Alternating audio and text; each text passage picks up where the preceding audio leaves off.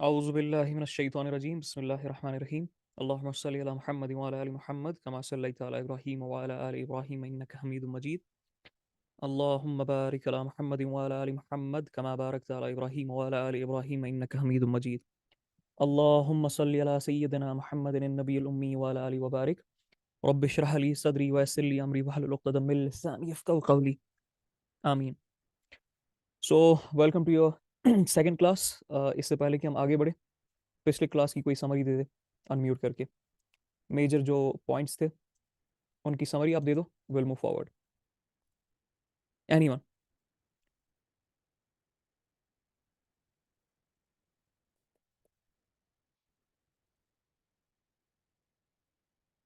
जल्दी से, we are losing time.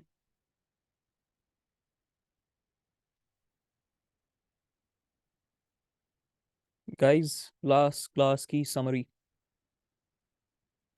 Okay, मैं बताती हूँ। जी। बेसिकली हमने लास्ट लास्ट क्लास में यही पढ़ा था कि हम क्या स्टडीज करने वाले हैं ज्योग्राफी में, हमारा पर्पस क्या है इसको स्टडीज करने का, और उसकी ओके, डेफिनेशन, उसकी आउटलाइन हमने पढ़ी थी। ऑलराइट, सही हो गया। So let's start with today's class. और इससे पहले कि मैं आगे बढ़ूं और आज की क्लास शुरू करूं, कुछ इंपॉर्टेंट चीज़ें जो मुझे आपको बतानी है डिस्क्लेमर में, वो ये है कि कुछ ऐसे सब्जेक्ट्स होते हैं जिनको बगैर इमेजिनेशन के इंसान कभी भी नहीं सीख सकता है। ऑलराइट, जैसे फिजिक्स है, इसको बगैर इमेजिनेशन के आप कभी नहीं सीख सकते हो। इमेजिन करना पड़ता है, बहुत हाइपोथेटिकल होती है, तभी जाकर आप किसी पॉइंट तक, कंक्लूजन तक आ पाते हो। इसी तरह ज्योग्राफी एक ऐसा सब्जेक्ट है जो कि हाइपोथेटिकल तो नहीं है उतना, प्रैक्टिकल ही है, लेकिन इसको बिना इमेजिन किए आप कभी भी नहीं समझ सकते हो। तो इट्स वेरी इंपॉर्टेंट कि आज से इंशाल्लाह हमारी अगले 2-3 क्लास तक जो टर्मिनोलॉजीज की क्लास होगी, जिसमें मुझे आपको चीज़ें समझानी है, बेसिक टर्मिनोलॉजी से ही हमेशा इल्म स्टार्ट किया करें। और वैसा ही इंसान का दिमाग भी वर्क करता है। कोई भी सब्जेक्ट जब स्टार्ट होता है तो बेसिक टर्मिनोलॉजी से ही स्टार्ट होता है, तो उसी से इंशाल्लाह हम स्टार्ट करेंगे। But what's very important is कि वो टर्मिनोलॉजी सिर्फ रटने के लिए नहीं है, वो टर्मिनोलॉजी सिर्फ याद करने के लिए नहीं है, वो टर्मिनोलॉजीज इमेजिन करने के लिए। मैं आपको एक एक करके हर चीज़ की आपको इमेज दिखा दूंगा। लेकिन व्हाट्स वेरी इंपॉर्टेंट इज कि वो टर्मिनोलॉजीज इतनी ज़्यादा इंपॉर्टेंट है, इतनी ज़्यादा इंपॉर्टेंट है कि आगे की जितनी भी क्लासेस होगी वो इन्हीं टर्मिनोलॉजीज पे डिपेंडेंट होगी। मैं जब आगे जाके आपको स्ट्रेट बता दूं, मैं जब आगे जाके आपको चैनल बता दूं, मैं आगे जाके जब नाम लूं आर्चिपलागो का, या फेस्टून्स का, या फ्रंट्स का, ये इतनी ज़्यादा इंपॉर्टेंट है कि अगर आपके दिमाग में उस वक्त वो इमेज नहीं बनेगी जो कि इसकी होनी चाहिए, तो आपको चीज़ें समझ ही नहीं आ सकती है। और खासकर जब हम कुरान के लिसान में जाएंगे, जब हम कुछ आयतों को डिकोड करने की कोशिश करेंगे, वहां पर जो वर्ड्स है उनको भी समझने के लिए इन टर्मिनोलॉजीज का होना बहुत ज्यादा इंपॉर्टेंट है। तो आप लोगों को अगले 2-3 क्लासेस तक इंशाल्लाह रहमान इन टर्मिनोलॉजीज पे मैं ट्रेन करूंगा। सो मेक श्योर आपके हाथ में एक नोटबुक, एक पेन है, जिसपे आप साथ साथ में डायग्राम्स भी और नोट्स भी बना रहे हो। अब let's go directly to the class. जैसे लास्ट टाइम मैंने आपको बोला था, हम आज इंशाल्लाह पहले तो ये बात कि फिजिकल जियोग्राफी से स्टार्ट करने वाले। जियोग्राफी, आपको पता है कि अर्थ के जो फिजिकल फीचर्स है, चाहे क्लाइमेट, रिसोर्सेज, इंटरेक्शन हो पीपल और एनवायरनमेंट के बीच में, उसको हम कहते हैं, उसकी स्टडी को कहते हैं। अब जब फिजिकल जियोग्राफी की बात आती है तो ये स्पेसिफिक ब्रांच है जियोग्राफी की। इसी तरह और भी ब्रांच है, जैसे ह्यूमन ह्यूमन जियोग्राफी है, जियो पॉलिटिक्स है, अलग अलग है, इकोनॉमिक जियोग्राफी है, सोशल जियोग्राफी है। बट फिजिकल जियोग्राफी एक ऐसी ब्रांच है जियोग्राफी की जो नेचुरल फीचर्स और प्रोसेसेस जो अर्थ के हैं उसके साथ डील करती है।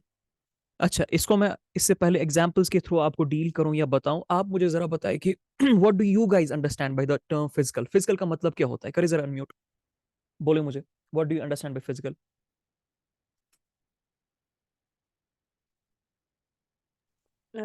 Features that can be seen or touched. Features that can be seen and touch, exactly, बिल्कुल ऐप डेफिनेशन। यानी जिस चीज को आप देख सकते हो, जिस चीज को आप महसूस कर सकते हो, उसको बोलते हैं फिजिकल। तो फिजिकल जियोग्राफी वो ब्रांच है जियोग्राफी की जो लैंड फॉर्म्स के साथ, एयर फॉर्म्स के साथ, ओशनिक वाटर फॉर्म्स के साथ डील करती है।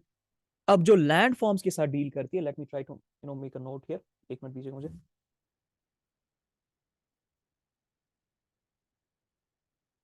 ओके, सो देखिए जरा,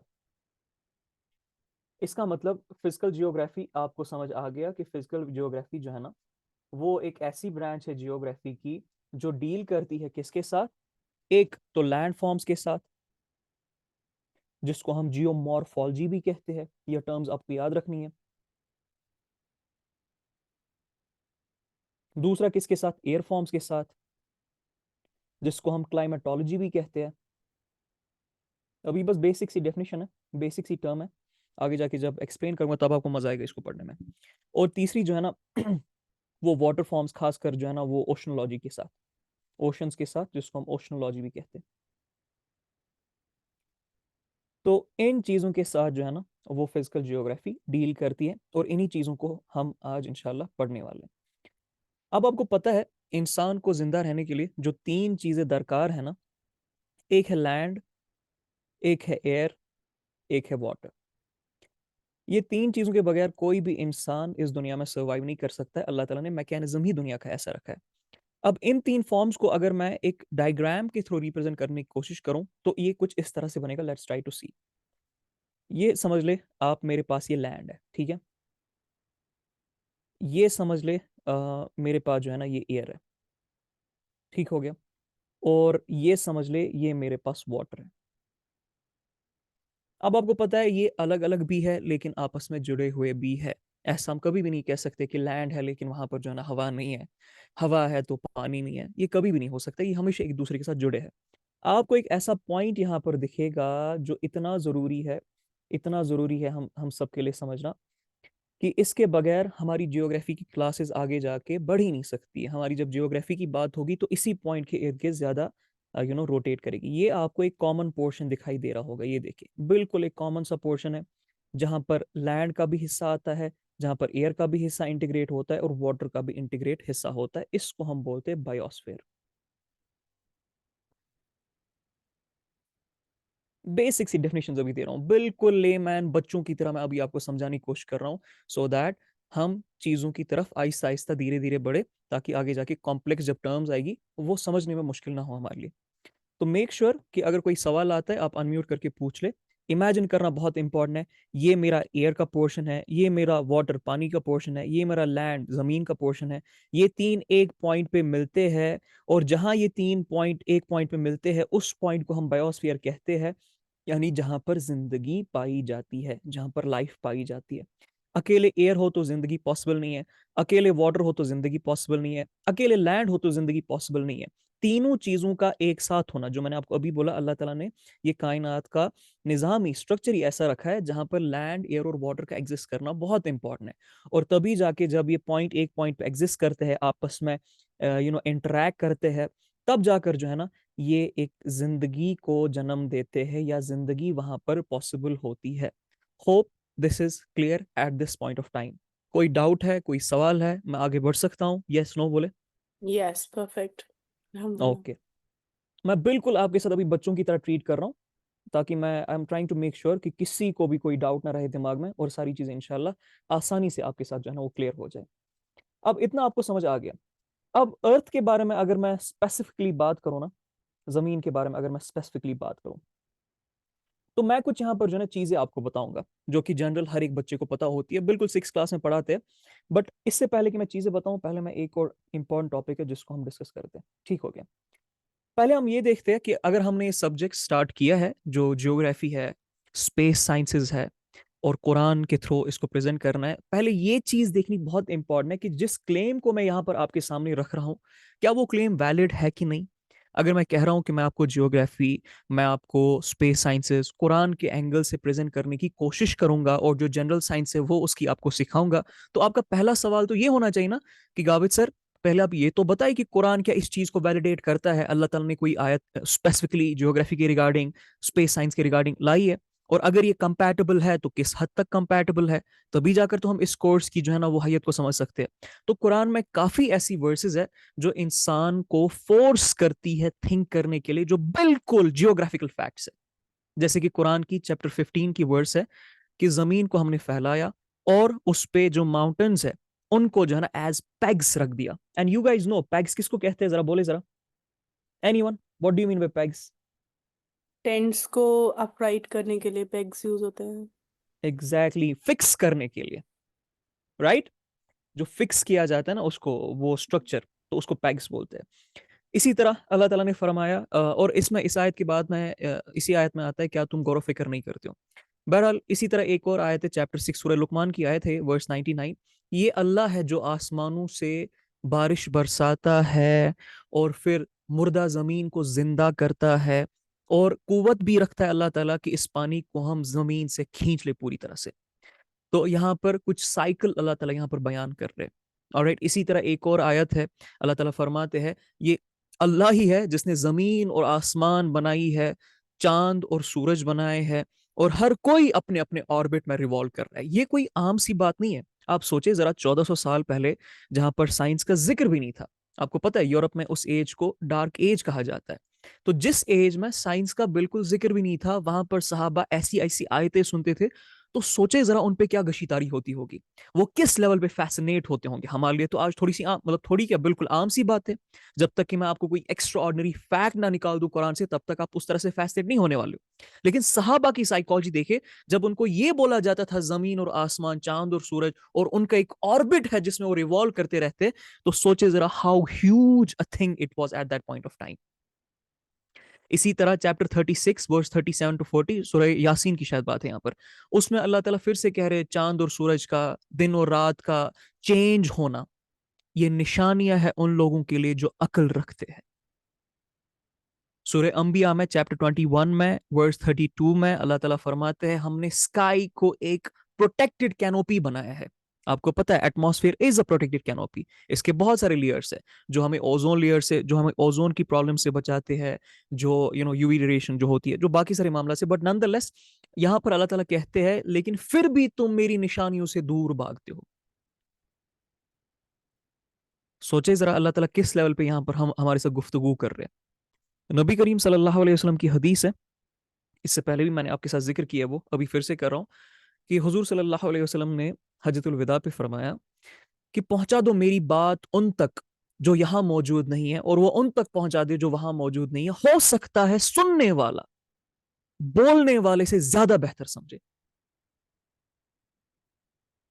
डू यू इवन अंडरस्टैंड, मतलब ये किस लेवल पे नबी अलैहि सलाम ने हमारी बात की है, कि उमर बिन खत्ताब, अली इब्न अबी तालिब, अबू हुरैरा, आयशा, आयशा बिन अबू बकर, उस्मान रजी अल्लाह अन्हो, इतने सारे, अब्दुल्ला इब्न मसूद, इब्न अब्बास, इन सबको कहा जा रहा है कि मेरी बात तुम आगे पहुंचा दो, और वो आगे पहुंचा दे, क्योंकि हो सकता है सुनने वाला उस वक्त बेहतर आप लोगों से समझ सके जो कि बात पहुंचा रहे।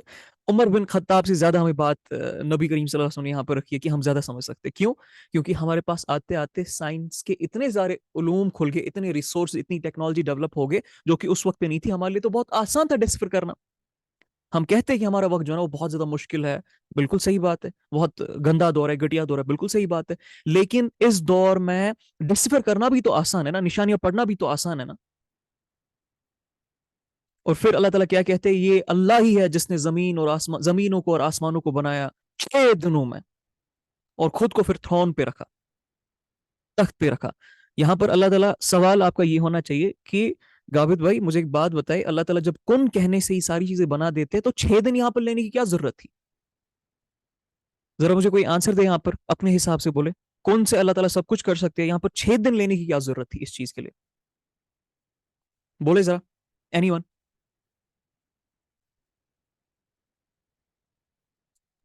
बेसिकली इसलिए अल्लाह सुब्हानो ताला ने 6 दिन का यहाँ पे जिक्र किया, ताकि कोई इसमें ये ना कह सके कि अल्लाह ताला ने इसको अपने पावर से बनाया। मतलब अल्लाह सुब्हानो ताला अपनी यहाँ पे पूरी हिकमत दिखाना चाहते थे कि लॉस की ये अनडिफाइंड नहीं है, ये कोई इसमें कुछ निशानी है कि तुम उसको ढूंढो। क्यों चाप 6 दिन में ही अल्लाह ताला चाहते तो कुन कहते तो हो जाता। क्यों इसके पीछे वाई जो है छिपा, उसको ढूंढने के लिए अल्लाह ताला ने पावर से ही किया। बनाई है सबा, पावर से ही बनाई है अल्लाह ताला ने 6 दिनों में, बिना यू नो यहाँ पर ये हो सकता जी है जी। पॉसिबिलिटी, यहाँ पर ये हो सकती है पॉसिबिलिटी कि जैसे होती है कि वो जल्दी का काम शैतान का, और जो चीज़ जो अल्लाह सुब्हानहू व तआला जो जितनी ज़्यादा इम्पोर्टेंट चीज़ है उसको उतना ही ज़्यादा प्यार से निखारा जाए।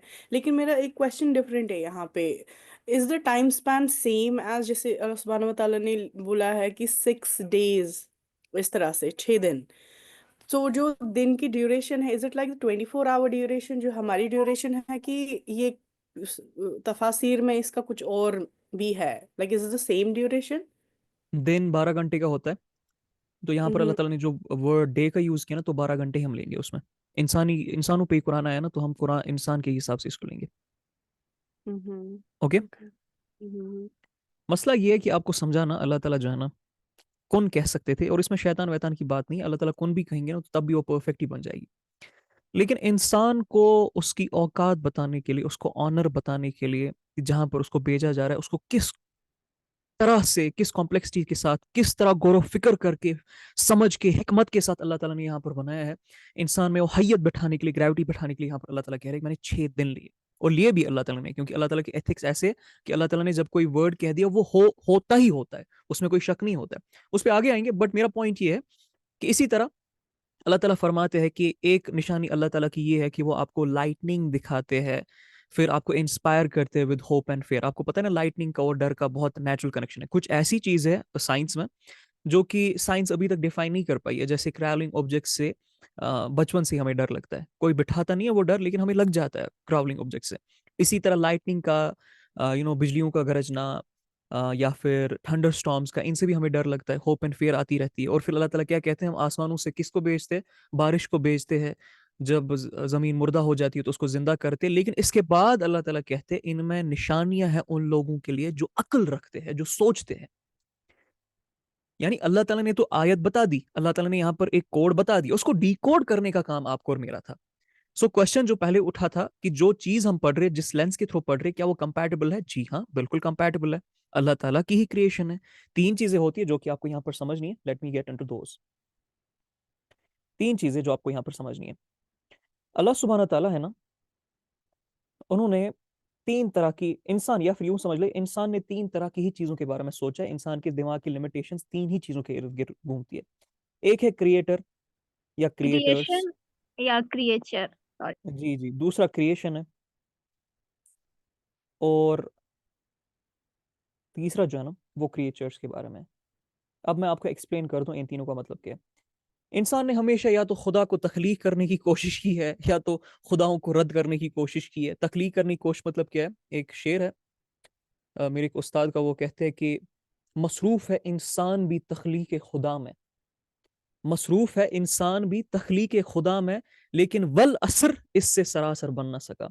तो इंसान भी खुदाओं को क्रिएट करने की कोशिश की है, या जो हकीकी में खुदा है उसको जानने की, पहचानने की, समझने की कोशिश की है। इससे बाहर इंसान गया नहीं, इन्हीं चीजों के अराउंड दिमाग चला है। क्रिएशन यानी साइंस वाले, ठीक है, जो ये लाइफ प्रोसेसेस होती है, जो ये नेचुरल फिनोमिनाज है, जो ये इर्द गिर्द जमीन और आसमान है, चीजें है, फिजिक्स है, केमिस्ट्री है, बायोलॉजी, इनको जानने की, समझने की कोशिश की है। और इसके थ्रू भी फिर वापस या तो क्रिएटर को नेग्लेक्ट कर देते हैं, या तो क्रिएटर को वैलिडेट कर देते हैं। और तीसरी चीज क्रिएचर्स है, जो कि हम है, इंसान है। खासकर इसमें मखलूक जो है ना, वो इंसान ही आती है। बाकी जो मखलूक है ना, उसको हम क्रिएशन में ही रखेंगे, क्योंकि क्रिएचर की ही लेंस के थ्रू हम क्रिएशन को जान पाते हैं। क्रिएचर की लेंस की थ्रू ही हम एनिमल्स को भी देख पाते हैं।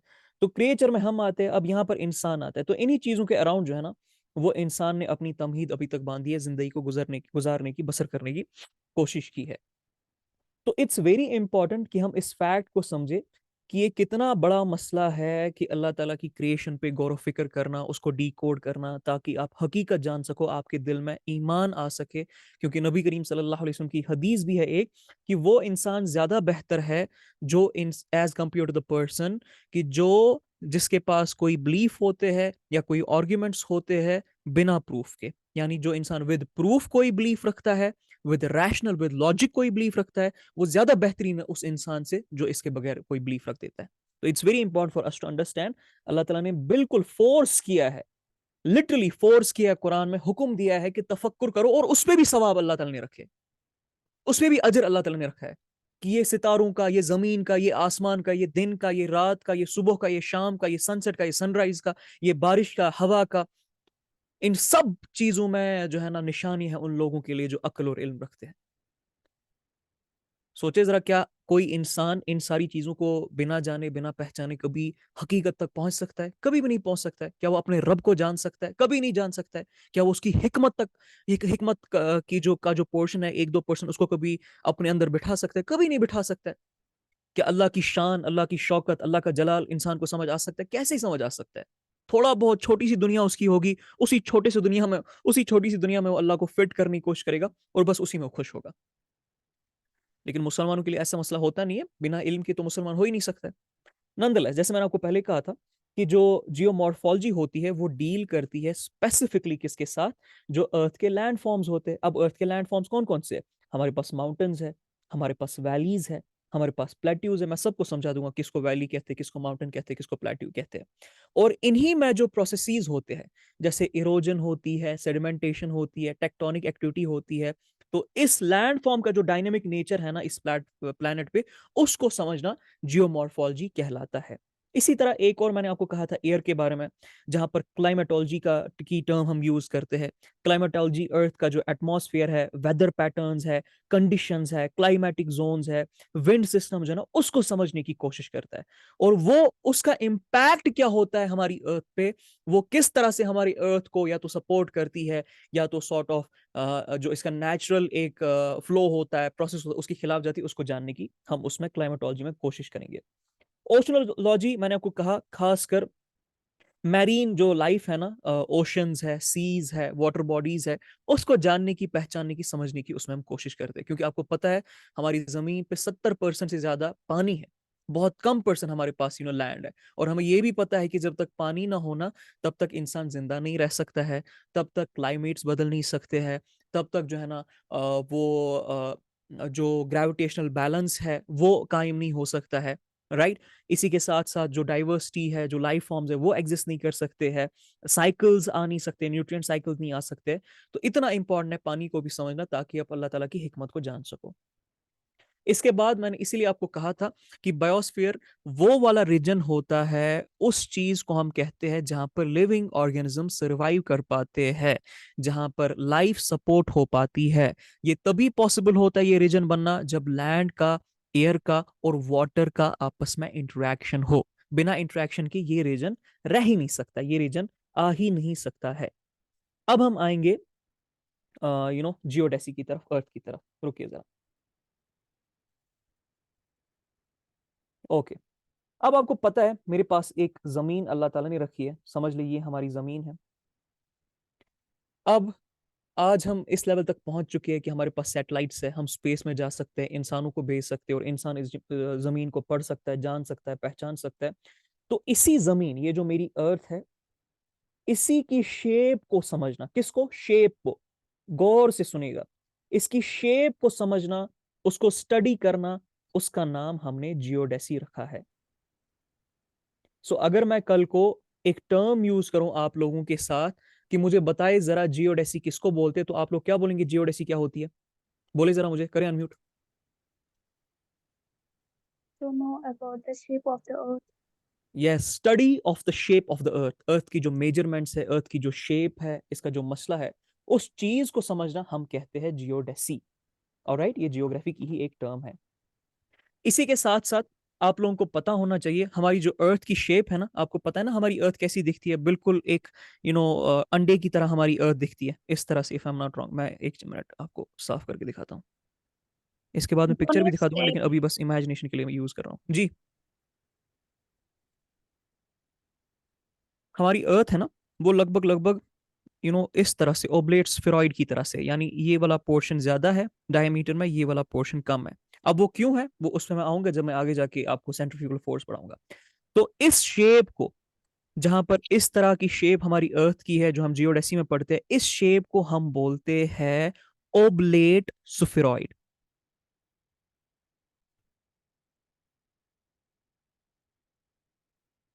यानी अगर मैं आपको कल बोलूं कि मुझे बताए जरा अर्थ की शेप है क्या, तो आप लोगों का जवाब आना चाहिए ओब्लेट स्फेरॉइड। ओब्लेट स्फेरॉइड, ठीक है। अच्छा, इसका जिक्र कुरान में भी है, इस शेप का, एग्जैक्टली इस शेप का जिक्र कुरान में है जब अल्लाह ताला अर्थ के बारे में कहते हैं।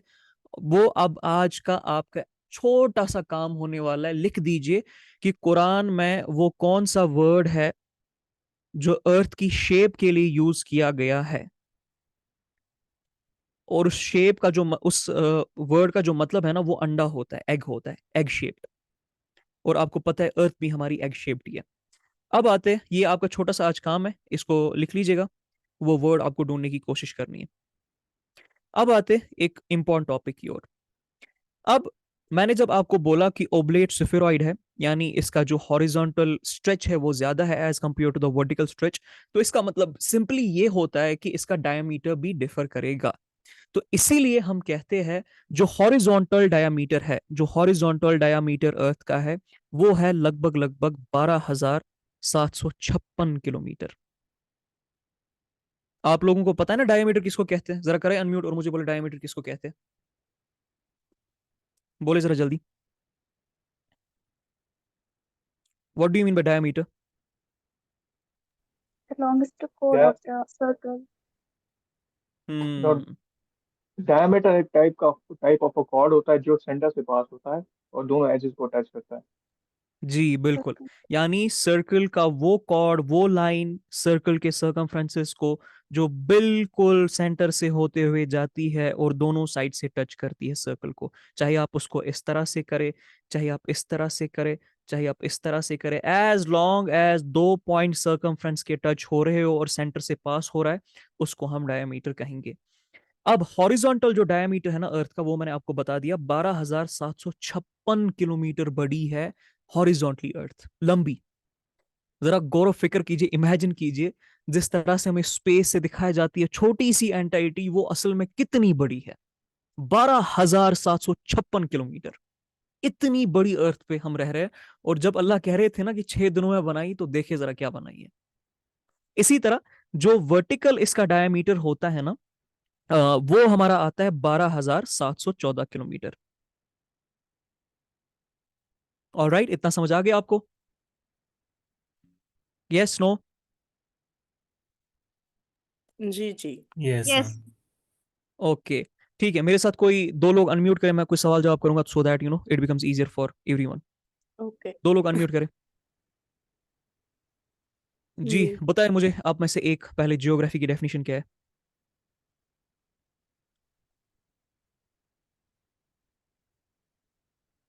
Yes, definition of geography. Study of the physical features of Earth. जी जी जी। दूसरा मुझे बता दे, जियोमॉर्फोलॉजी किसको कहते हैं? मैं वर्ड यूज कर रहा हूँ जियोमॉर्फोलॉजी, कल को मैं बार बार यूज करूंगा जियोमॉर्फोलॉजी, तो आपके दिमाग में क्या होना चाहिए? जियोमॉर्फोलॉजी क्या होती है? Shape of the Earth. Study of geomorphology, land. Study of earth geomorphology, Study land of forms. land. Study of land masses. Earth की जो लैंड है ना, लैंड है, उसकी फीचर्स, उसकी प्रोसेस को स्टडी करना जियोमॉर्फोलॉजी होता है। जी बताइए जरा मुझे, क्लाइमेटोलॉजी किसको बोलते हैं? The study about the Yeah, air quality. study of air. जी जी, एयर और जो क्लाइमेट है उसको स्टडी करना, वेदर कंडीशंस को स्टडी करना, उसको हम बोलते हैं क्लाइमेटोलॉजी। अब बोले मुझे जरा, ओशनोलॉजी किसको बोलते हैं? Marine life. Or the marine creatures. जी, पानी को स्टडी करना, खासकर जो मैरीन लाइफ है उसको स्टडी करना, ओशनोलॉजी कहते हैं। इसी तरह मुझे बोले जरा, अर्थ की शेप की स्टडी करना, अर्थ की शेप की स्टडी करना, उसके लिए हम कौन सी टर्म यूज करते हैं? जियोडेसी। Geodesy. जियोडेसी, शाबाश। अर्थ की शेप अगर आपको डिफाइन करनी हो तो क्या बोलेंगे, अर्थ किस शेप में है? Oblate Oblate spheroid. Oblate spheroid. और ओब्लेट स्फेरॉइड मैंने आपको बोला ना, वो चपटा जैसा जैसे होता है। मैं आपको दिखाऊं फिर से, ऐसे आप समझ ले, बिल्कुल ये चपटा जैसे है। हॉरिजॉन्टली बहुत ज्यादा स्ट्रेच है, वर्टिकली बहुत कम स्ट्रेच है। और अभी मैंने आपको बोला कि कुरान में एक लफ्ज परफेक्टली फिट होता है जब अल्लाह ताला कहते हैं। मैं बहुत हैरान होता हूँ कुरान पे कि किस हिकमत के साथ अल्लाह ताला ने कुरान को यूज किया है। वल्लाह मैं बहुत ज्यादा हैरान होता हूँ कि अल्लाह ताला कुछ भी कुरान में रख सकते थे, लेकिन कितनी स्पेसिफिक चीजें अल्लाह ने रखी है ताकि इंसान जो अक्ल रखता है उसके लिए परफेक्ट निशानियां बैठ सके, उसके दिल में ईमान आ सके। एक बिल्कुल एग्जैक्ट वर्ड अल्लाह ने यूज किया है जिसको हम अरबिक में एग शेप भी कहते हैं। तो वो आपका काम है जो है ना कुरान में ढूंढना, वो वर्ड है कौन सा। नंदलेस, मैंने आपको अभी बोला था डायमीटर, बताइए जरा मुझे डायमीटर किसको बोलते हैं? सादिया आप बोले।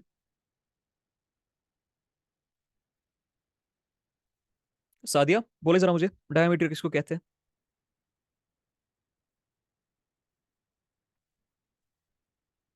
इफ यू आर स्पीकिंग तो आपकी आवाज नहीं आ रही, कोई और मुझे बोले डायमीटर किसको कहते हैं?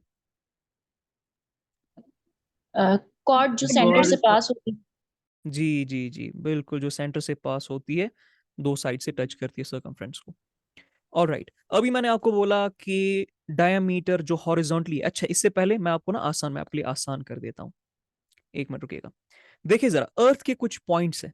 अर्थ को मेजर करने के लिए, अर्थ की जब शेप हम पढ़ते हैं जियोडेसिमा, तो हमने कुछ पॉइंट्स अलाइन किए हैं, पॉइंट्स नेम किए अर्थ के, जो बिल्कुल बीच वाली, ये वाली लाइन बिल्कुल अर्थ के बीचों बीच हॉरिजॉन्टली जाती है। सुनिएगा गौर से, अर्थ के बीचों बीच हॉरिजॉन्टली जो लाइन जाती है उसको हम कहते हैं इक्वेटर। क्या कहते हैं उसको? इक्वेटर।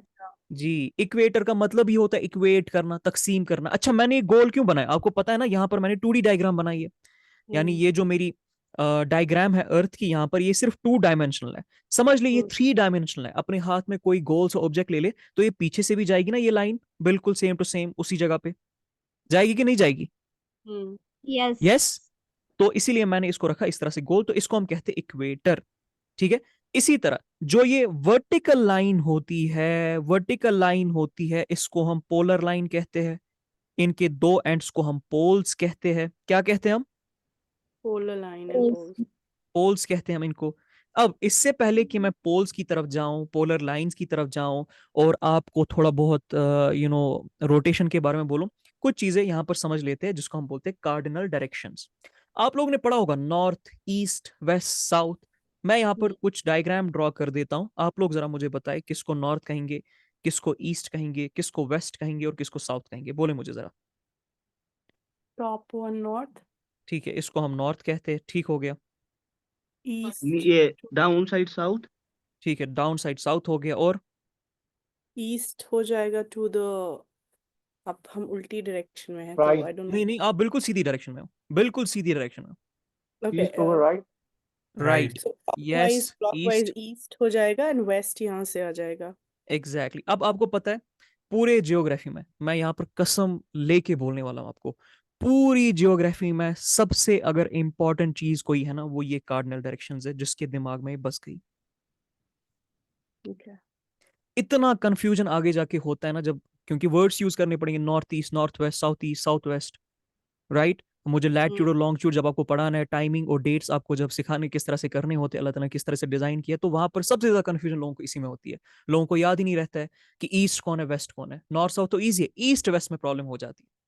तो इसको जो है ना, इसको गौर से इमेजिन कीजिएगा कि ऊपर की तरफ नॉर्थ, नीचे की तरफ साउथ, दाएं की तरफ ईस्ट, बाएं की तरफ वेस्ट। अब आप लोगों में से बहुत सारे लोगों ने मैप्स देखे होंगे, so let's do a very small exercise, 1 minute के लिए मुझे बोले जरा, अगर मैं सऊदी अरब को, मान ले सऊदी अरब यहां पर है, ठीक है, मैं सऊदी अरब को सेंट्रल पॉइंट लेता हूं, या फिर मैं एक काम, हाँ सऊदी अरब ही ठीक है, सऊदी अरबिया को मैं सेंट्रल पॉइंट लेता हूं। इंडिया मान ले आप यहां पर है, ठीक है, ऑलराइट। और इसी तरह आप मान ले पाकिस्तान बिल्कुल यहां पर है, उसके यहां पर जो है ना वो अफगानिस्तान है। इसी तरह नीचे जो है ना आप माने अफ्रीका है। अब आप मुझे बताइए जरा कि आप किस तरह से इसको डेजिग्नेट करेंगे। ये सऊदी अरबिया है, यहां से मैं चूज करने वाला हूं, मैं एक लाइन ड्रॉ कर लेता हूं। मुझे बताइए जरा, इंडिया जो है वो सऊदी अरबिया के किस पोर्शन में आता है? East, west, north, south? East. शाबाश, ईस्ट में आता है, ठीक हो गया। मुझे बताइए जरा, अफ्रीका किस पोर्शन में आता है? साउथ। साउथ। साउथ में आता है, बहुत बेहतरीन हो गया। मुझे बताइए जरा, इसी तरह पाकिस्तान जो है, ये वाला पाकिस्तान जो है, ये इंडिया के किस डायरेक्शन में आता है? इंडिया को अगर मैं सेंटर पॉइंट रखता हूँ, वेस्ट। वेस्ट। वेस्ट की तरफ आता है, शाबाश, ठीक हो गया। इसी तरह से मुझे बताइए, अगर मैं अफ्रीका को सेंटर पॉइंट रखूं, तो ये वाला पोर्शन अफगानिस्तान का मेरा किस पॉइंट से आएगा? ये बस इमेजिनेशन के लिए कर रहा हूँ, असल में साउथ अफ्रीका और अफगानिस्तान दोनों नॉर्थ। बराबर है। नॉर्थ। ओके, नॉर्थ हो गया। इट मींस आपको कार्डिनल डायरेक्शंस यहाँ पर क्लियर हो गई। अब मैं यहाँ पर थोड़ी और चीजें ऐड कर सकता हूँ आप लोगों के साथ। अभी बस टर्मिनोलॉजीज ही हो रही है, अगले 2-3 क्लास तक टर्मिनोलॉजीज ही सिखानी है। और याद रखिएगा, कोई भी सब्जेक्ट आप जिंदगी में खोलेंगे ना, कोई भी सब्जेक्ट, एनी सब्जेक्ट, कितना भी कॉम्प्लेक्स, कितना ही जबरदस्त क्यों ना हो, you will always start with terminologies. जब तक टर्मिनोलॉजीज दिमाग में बस नहीं गई है, उनकी इमेजिनेशन नहीं हो रही है, सब्जेक्ट समझ नहीं आ सकता आगे जाके, क्योंकि टर्मिनोलॉजीज पे ही सारा सब्जेक्ट डिपेंड होता है। अब मैंने आपको बता दिया 4 cardinal directions, north, east, west और साउथ। अब इसी तरह मुझे बताइए जरा, अगर मैं यहाँ पर एक लाइन ड्रॉ करता हूं, समझ ले यहाँ पर फॉर एग्जाम्पल अभी शुएब बैठा है,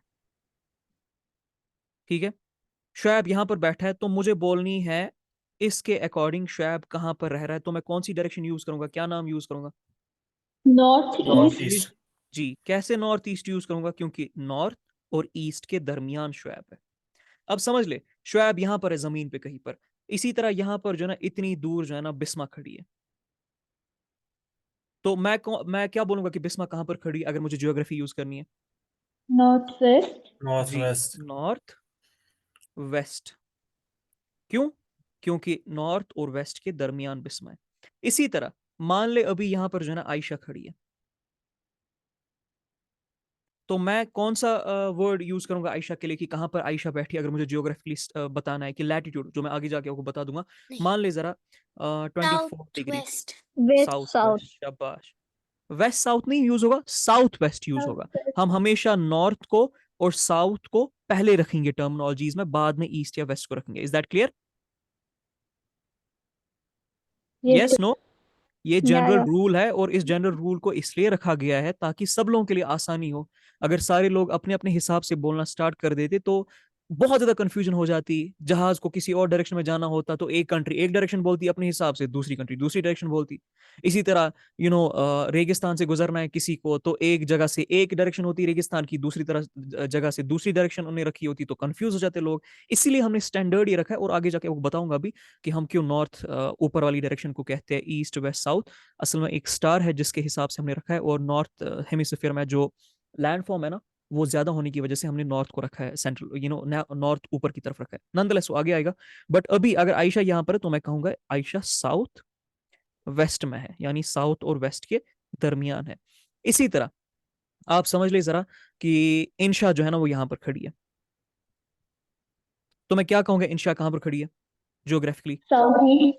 साउथ साउथ ईस्ट। ईस्ट। बस इतना सा बेसिक सा मसला है जो कि आपको समझ आ जाना चाहिए। So this is north east, this is north west, this is south east, this is south west. ये बिल्कुल बेसिक सा मसला है which you guys should be able to understand, and not only understand, you guys should be able to you know imagine this thing। क्योंकि एक ही point की reference जब हम लेते हैं तो एक पॉइंट ईस्ट बन जाता है 2 मिनट के लिए, और आगे बढ़ जाऊं या थोड़ा सा आगे बढ़ जाऊं वही पॉइंट उस पॉइंट के हिसाब से वेस्ट बन जाता है। तो you should have this idea कि नॉर्थ ईस्ट वेस्ट साउथ है कहां से। अब जैसे मैंने आपको बोला कि मेरी जो अर्थ है, ठीक है, मेरी ये जो अर्थ है इसको मैंने 2 हिस्सों में बांटा है, जिसको हम एक इक्वेटर सेकंड कहते जावेद हैं। भाई, एक सेकंड, सॉरी फॉर इंटररप्टिंग। जी, अगर आप शेप ड्रॉ करने के बाद थोड़ा होल्ड करेंगे तो वो परफेक्ट सर्कल बनेगा, परफेक्ट लाइन बनेगी। अच्छा, ये होता है टैब पे ऐसा? जी जी। ओके, आप ड्रा वाह, करें, उसके बाद होल्ड करें, क्लोज क्लोज करें। जी हाँ। Oh thank you chef. चलिए ये समझ लीजिए, ये मेरी अर्थ है, इसको मैंने 2 हिस्सों में यहाँ पर बांट दिया। अब आपको पता है मैंने अभी आपको अभी डायरेक्शन दी, तो बोले जरा इस डायरेक्शन को मैं क्या बोलूंगा, इस वाले पोर्शन को, ये जो ऊपर वाला पोर्शन है, नॉर्दर्न हेमिस्फीयर। इसको नॉर्दर्न पार्ट कहेंगे, इसी को हेमिस्फीयर कहते हैं। क्योंकि आपको पता है अर्थ स्फेरिकल शेप है, सर्कल वाली शेप तो नहीं कह सकते ना, सर्कल हम 2D के लिए यूज करते हैं, जैसे यहां पर मैं कह सकता हूं ये सर्कल है। लेकिन जब ये 3D शेप आ जाएगी, एक गोल ऑब्जेक्ट आएगा, 3D शेप के लिए सर्कल यूज नहीं किया जाता है, स्फीयर यूज किया जाता है। तो स्फीयर का आधा वाला पोर्शन नॉर्थ हेमिस्फीयर, नीचे वाले पोर्शन को क्या नाम दूंगा मैं? सदर्न। साउदर्न। यस, साउथ या साउदर्न हेमिस्फीयर, दोनों में से कुछ भी आप यूज कर ले, इतना आपको पता होना चाहिए। इसी तरह मैंने आपको बोला इसको हम पोल कहते हैं, इसको भी हम पोल कहते हैं, तो इसको मैं कौन सा पोल कहूंगा अब? North pole. Yes, north pole मैं इसको कहूंगा। इसको मैं कौन सा कहूंगा? South pole. साउथ पोल कहूंगा। इतनी सारी चीजें क्लियर है अभी तक, बेसिक डेफिनेशंस? जी। ज्यादा तो नहीं हो रहा है मेरी तरफ से, कॉम्प्लेक्स तो नहीं बन रहा है? नहीं। नहीं। Okay then. तो अब जब मैंने आपसे बात की थी, हमारी जो हमारा जो डायमीटर, इक्वेटोरियल डायमीटर है, वो 12,756 किलोमीटर है, 12,756 किलोमीटर है। और हमारा जो पोलर डायमीटर है, यानी मैं इसको इसको मैं रखता हूँ इस तरह, मैं इसको लिखता हूँ, ये इक्वेटोरियल डायमीटर EQD, इसको मैं लिखता हूँ पोलर POL पोलर डायमीटर, ये है 12,714 किलोमीटर। तो क्या मैं ये कह सकता हूं कि हमारे अर्थ का जो इक्वेटोरियल डायमीटर है वो ज्यादा बड़ा है या बड़ा है as compare to the polar diameter? सही कह रहा हूं कि गलत कह रहा हूं? जी। Yes correct. कैसे सही कह रहा हूं? मैं तो गलत कह रहा हूं। अ, सही कह रहा हूं कि गलत कर रहा हूं? सही कह रहे ज्यादा हैं। है सही compared है। to सही कह हाँ रहे हैं आप। the ठीक हो polar गया। one. चले, इसका मतलब आप नींद नहीं कर रहे। ठीक हो गया। तो इक्वेटोरियल हमेशा ज्यादा है एज कंपेयर टू पोलर। अब ये क्यों है? क्योंकि अर्थ जो है ना, यहाँ पर छोटा सा कंसेप्ट देना है, डिटेल में आगे जाऊंगा, लेकिन ये कंसेप्ट बहुत इंपॉर्टेंट है क्योंकि इसके बेस पे कंफ्यूजन बहुत ज्यादा फैल जाती है आप लोगों में।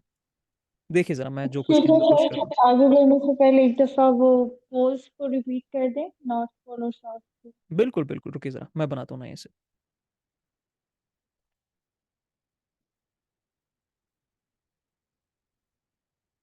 देखिए जरा, ये मेरी अर्थ है, मैंने जानबूझ के टिल्टेड बनाई है, मैं बताऊंगा मैंने क्यों टिल्टेड बनाई है बाद में। देखिए जरा, आपको पता है अर्थ को जब मैं दो हिस्सों में डिवाइड करता हूँ हॉरिजॉन्टली, एक मेरा नॉर्दर्न हेमिस्फीयर बनता है, एक मेरा साउदर्न हेमिस्फीयर बनता है, और इस लाइन को हम इक्वेटर कहते हैं। इसी तरह जब मैं वर्टिकली उसको डिवाइड करता हूं तो इसको पोलर डायमीटर कहते हैं। इसके ऊपर वाला बिल्कुल जो अर्थ के टॉप वाला पोर्शन है, सीधे सेंटर के ऊपर टॉप वाला, उसको हम कहते हैं नॉर्थ पोल। और जो नीचे बिल्कुल नीचे वाला पोर्शन है सेंटर के बिल्कुल नीचे, उसको हम कहते हैं साउथ पोल। क्लियर हो गया? Yes sir. हम्म। अब देखिए जरा, मैंने आपको दो चीजें बोली थी अभी। मैंने पहली चीज आपके साथ ये जिक्र की कि अर्थ की जो शेप है वो ओब्लेट स्फेरॉइड है, ऑलराइट, और मामा। अर्थ जो है ना वो थोड़ी सी टिल्टेड है। माइक से शोर आ रही है। अर्थ जो है ना वो थोड़ी सी टिल्टेड है। अब मैं बताता हूँ हुआ क्या, इस पे कहा क्या जाता है और मसला क्या। एक फोर्स लगता है अर्थ में। अर्थ जो है ना वो आपको पता है, अर्थ ना ही सिर्फ सन के इर्द गिर्द रिवॉल्व करती है, यानी सन के इर्द गिर्द रिवॉल्व करती है, बल्कि अर्थ अपने इर्द गिर्द भी जो है ना वो रिवॉल्व करती है। पता है ना सबको?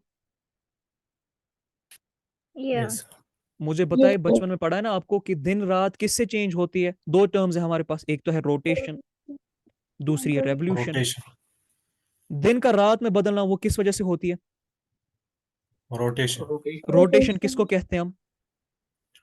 अपनी एक्सिस के अपने इर्द गिर्द एक्सिस घूमना। के इर्द गिर्द घूमना। बिल्कुल, अर्थ अपनी ही एक्सीस के इर्द गिर्द घूमती और रहती है, अपनी एक्सीस के इर्द गिर्द घूमती रहती है। मैं आपको दिखाऊंगा, रुकिए जरा। मुझे बताइएगा कि मेरा कैमरा आपको विजिबल है कि नहीं। एक मिनट।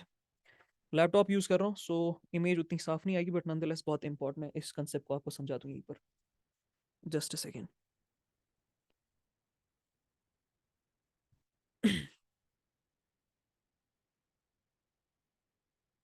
कैमरा आ रहा है आपको मेरा? यस। जी। ओके, देखिए जरा मैं आपको कुछ दिखाता हूँ यहाँ पर। ये देखिए, ये समझ लो मेरे पास अर्थ है, ठीक है। अब देखिए ये अर्थ जो है ना, ये मेरे पास सन है यहाँ पर, या मैं यूं बोलूं मेरे पास ये वाला सन है यहाँ पर, ठीक है। ये रोशनी दे रहा है, आपको दिख रहा होगा रेड डॉट इसमें, तो समझ लीजिए रेड डॉट सन है। अर्थ एक तो सन के इर्द गिर्द रिवॉल्व करती रहती है कंटिन्यूअसली, सन के इर्द गिर्द रिवॉल्व करती रहती है, जिसकी वजह से 365 दिन एक साल का बन जाता है। यानी एक पॉइंट से अगर अर्थ स्टार्ट करती है, वापस सन के इर्द गिर्द रोटेट करते करते 365 दिन लगभग लग जाते हैं, उससे थोड़ा ज्यादा। और साथ साथ में अर्थ अपने एक्सीज के भी इर्द गिर्द रोटेट करती रहती है। तो सोचे जरा मसला हो क्या रहा है। यहाँ पर सन है, अर्थ सन के इर्द गिर्द तो रोटेट कर रही है, लेकिन अपने एक्सीज के भी इर्द गिर्द रोटेट करती रहती है। अब बोले जरा अल्लाह ताला ने मसला क्यों रखा है? सोचे जरा, बोले मुझे क्यों।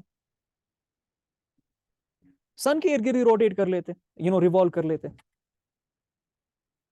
अपने एक्सीज के इर्द गिर्द रिवॉल्व करने की क्या जरूरत थी, रोटेट करने की क्या जरूरत थी? What is the point? फिर डे एंड नाइट नहीं बनता। सर फिर कैसे नहीं बनता? समझाए समझाए मुझे, जिसने बोला डे एंड नाइट नहीं बनता वो मुझे समझाए जरा। क्योंकि अर्थ का एक ही फेस जो है, मतलब वो सन की तरफ रहता, वो रिवॉल्व करता रहता, और जो बैक साइड है वो सन की, मतलब सन के सामने नहीं आता, तो वहाँ पे लाइट नहीं पड़ती, और दिन नहीं होता, वहां पे हमेशा रात रहती है और यहाँ पे हमेशा दिन रहता। यस, मैं बताता हूँ इनमें बोला क्या। देखिए जरा मेरी तरफ, ये अर्थ है मेरे पास, ठीक है। रुकिए जरा, थोड़ा सा शेड आ रहा है, ये समझ ले, ये मेरे पास अर्थ है, ये वाली। ऑलराइट, ये सन है, ये मेरा मेरा जो फोन है, ये सन है। अगर अर्थ सिर्फ बिना रोटेट किए, अपने इर्द गिर्द एक्सीस के बिना रोटेट किए, ये सीधे ऐसी चली जाती, तो हमेशा एक ही पोर्शन जो है ना, ये वाला पोर्शन, ये सामने वाला, इसी पे जो है ना कैमरा लाइट शो रहती, नहीं हो पीछे रहा वाले है? पोर्शन पे कभी लाइट रहती नहीं। मैं सही कह रहा हूँ? Yes no? आपका यस, कैमरा नहीं यस शो यस। रहा है। यस। मेरा कैमरा नहीं शो हो रहा है? क्या बोल रहे हो नो, आप? मेरा कैमरा तो शो हो हो रहा है रहा है, हो सबको। रहा है। नहीं हो रहा हो है, रहा है हो हो रहा है। रहा है हो रहा हो या रहा है, हो रहा है। ओके, रुके, मैं जरा पिन कर देता हूँ, तब जाकर आपको आएगा पिन। अब आपको शो होगा, ठीक है? क्लियर है? देखिए जरा, ये सन है, ठीक है, ये मेरा फोन है, ये सन है, ये रोशनी दे रहा है। अगर अर्थ बिना रोटेट किए, अपने एक्सिस के बिना रोटेट किए, ऐसे ही चली जाती सन के, तो एक ही पोर्शन पे ज्यादा टाइम तक दिन रहता और एक ही पोर्शन पे ज्यादा टाइम तक रात रहती। क्या सर्वाइवल पॉसिबल है इस तरह से कि एक ही पोर्शन तक, आप समझ लो महीनों तक दिन है? क्या एग्रीकल्चर, बाकी सारे काम पॉसिबल है कि अगर ऐसा रहता? नो। नहीं। नो। नहीं रहता ना। सर तो मेरा अर्थ, क्वेश्चन है, जी जी जी, बोले, पूछे।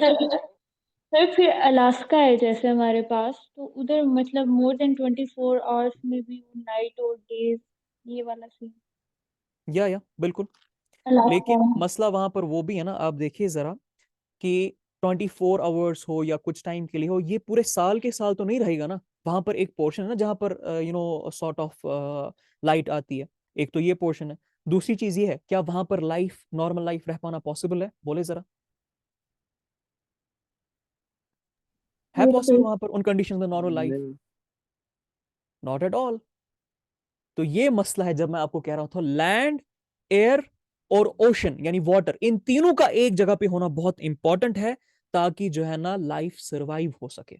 ये देखिए अल्लाह ताला की कितनी जबरदस्त हिकमत है। और मैं आपको बताऊंगा इंशाल्लाह, जब आगे जाके पोल्स को पढ़ाऊंगा ना, मैं आपको बताऊंगा हिकमत क्या है कि पोल्स को लाइट क्यों नहीं पहुंचती और क्यों नहीं वहां पर पहुंचनी चाहिए, ताकि अर्थ का जो टेम्परेचर वो मेंटेन हो सके। अभी चलो बोल दिया मैंने थोड़ा करके, बट नंदलेस आगे इंशाल्लाह आपको समझा दूंगा। सो आप अभी कंसेप्ट समझ ले, अर्थ का अपनी एक्सीस के इर्द गिर्द रोटेट करना और साथ साथ में सन के इर्द गिर्द भी रोटेट करना बहुत ज्यादा इंपॉर्टेंट है, ताकि कंटिन्यूअसली दिन रात होते रहे, लाइफ पॉसिबल होती रहे। Is it clear? जब ये रोटेट करती रहेगी अपने इर्द गिर्द, तो 12 घंटे एक पोर्शन पे दिन रहेगा, 12 घंटे एक पोर्शन पे रात, उसी पोर्शन पे फिर रात भी आएगी। Am I clear? सही कह रहा हूं? यस या। नो? यस। राबित से यस। मुझे एक क्वेश्चन आ रहा है यहाँ पे, जैसे हमारे पास अगर टॉप है, बुरबतन यफाना आंसर, सो जब हम कभी कभार उसको रोटेट कराते हैं तो वो रिवॉल्व भी करती है। वो हम्म। हालांकि वो स्पाइरल फॉर्मेशन में जाती है, डायमीटर थोड़ा सा कम होता जाता है eventually, but let's just consider it hypothetically वही सिचुएशन। रेवोल्यूशन समहाउ रोटेशन पे डिपेंड करता है, रोटेशन की स्पीड पे, या like are the two dependent on each other? बिल्कुल बिल्कुल डिपेंडेंट है। बिल्कुल, फोर्स लग ही नहीं सकता है प्रॉपरली, जो उसी पे तो मैं आ रहा हूँ, मुझे सेंट्रीफ्यूगल फोर्स ही तो आपको पढ़ाना है।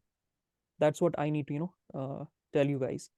सेंट्रीफ्यूगल फोर्स ही मुझे आपको पढ़ाना है। रुकिए जरा, मेरी स्क्रीन विजिबल नहीं है, एक मिनट दीजिएगा मुझे। जी जी स्क्रीन विजिबल है मेरी? जी। जी। मुझे क्यों नहीं आ रही है? Just a second. आपने उसको पिन किया है इसलिए। नहीं, मैंने तो अनपिन कर दिया। हाँ, आ गया अब, ठीक है।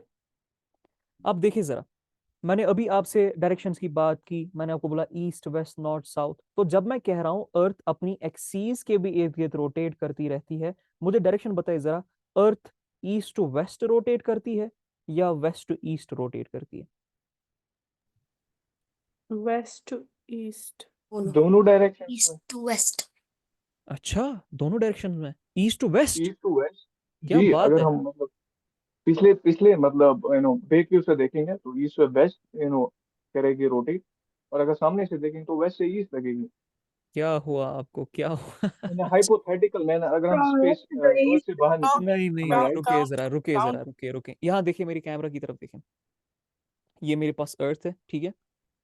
अगर ये इस तरह से रोटेट करती, मैं कहता, यानी मैं स्क्रीन की तरफ ही देखिएगा, अगर ये इस तरह से रोटेट करती जिस तरह से मैं अभी आपको दिखा रहा हूँ, तो मैं कहता ये ईस्ट है, ये है ना नॉर्थ है ना यहाँ पर, ये इसको वेस्ट है, ये क्लॉकवाइज और साउथ है। एंटी तो क्लॉकवाइज मैं से बेहतर कहता, समझा सकते हैं। तूने तो सही गलत कह रहे हैं ना, मैं वही समझा रहा हूँ। मैं ओके कहता okay east to okay west rotate करती। अब चाहे मैं उसको सामने से देखूं, पीछे से देखूं, ये ईस्ट टू वेस्ट ही जा रही है, ये ईस्ट टू वेस्ट ही जा रही है, ठीक है, ये क्लॉकवाइज ही जा रही है। मैं किसी भी डायरेक्शन में सामने बैठूं, पीछे बैठूं, अर्थ चेंज नहीं हो रही है, अर्थ बराबर उसी डायरेक्शन में घूम रही है, सबके लिए ईस्ट टू वेस्ट ही रहेगा, वो कोई चेंज नहीं होने वाला है। लेकिन अर्थ वेस्ट टू ईस्ट घूम रही है। अब चाहे मैं यहां पर हूं, चाहे मैं यहां पर हूं, चाहे मैं अर्थ के यहां पर हूं, चाहे मैं यहां पर हूं, मेरे लिए वेस्ट टू ईस्ट ही घूम रही है।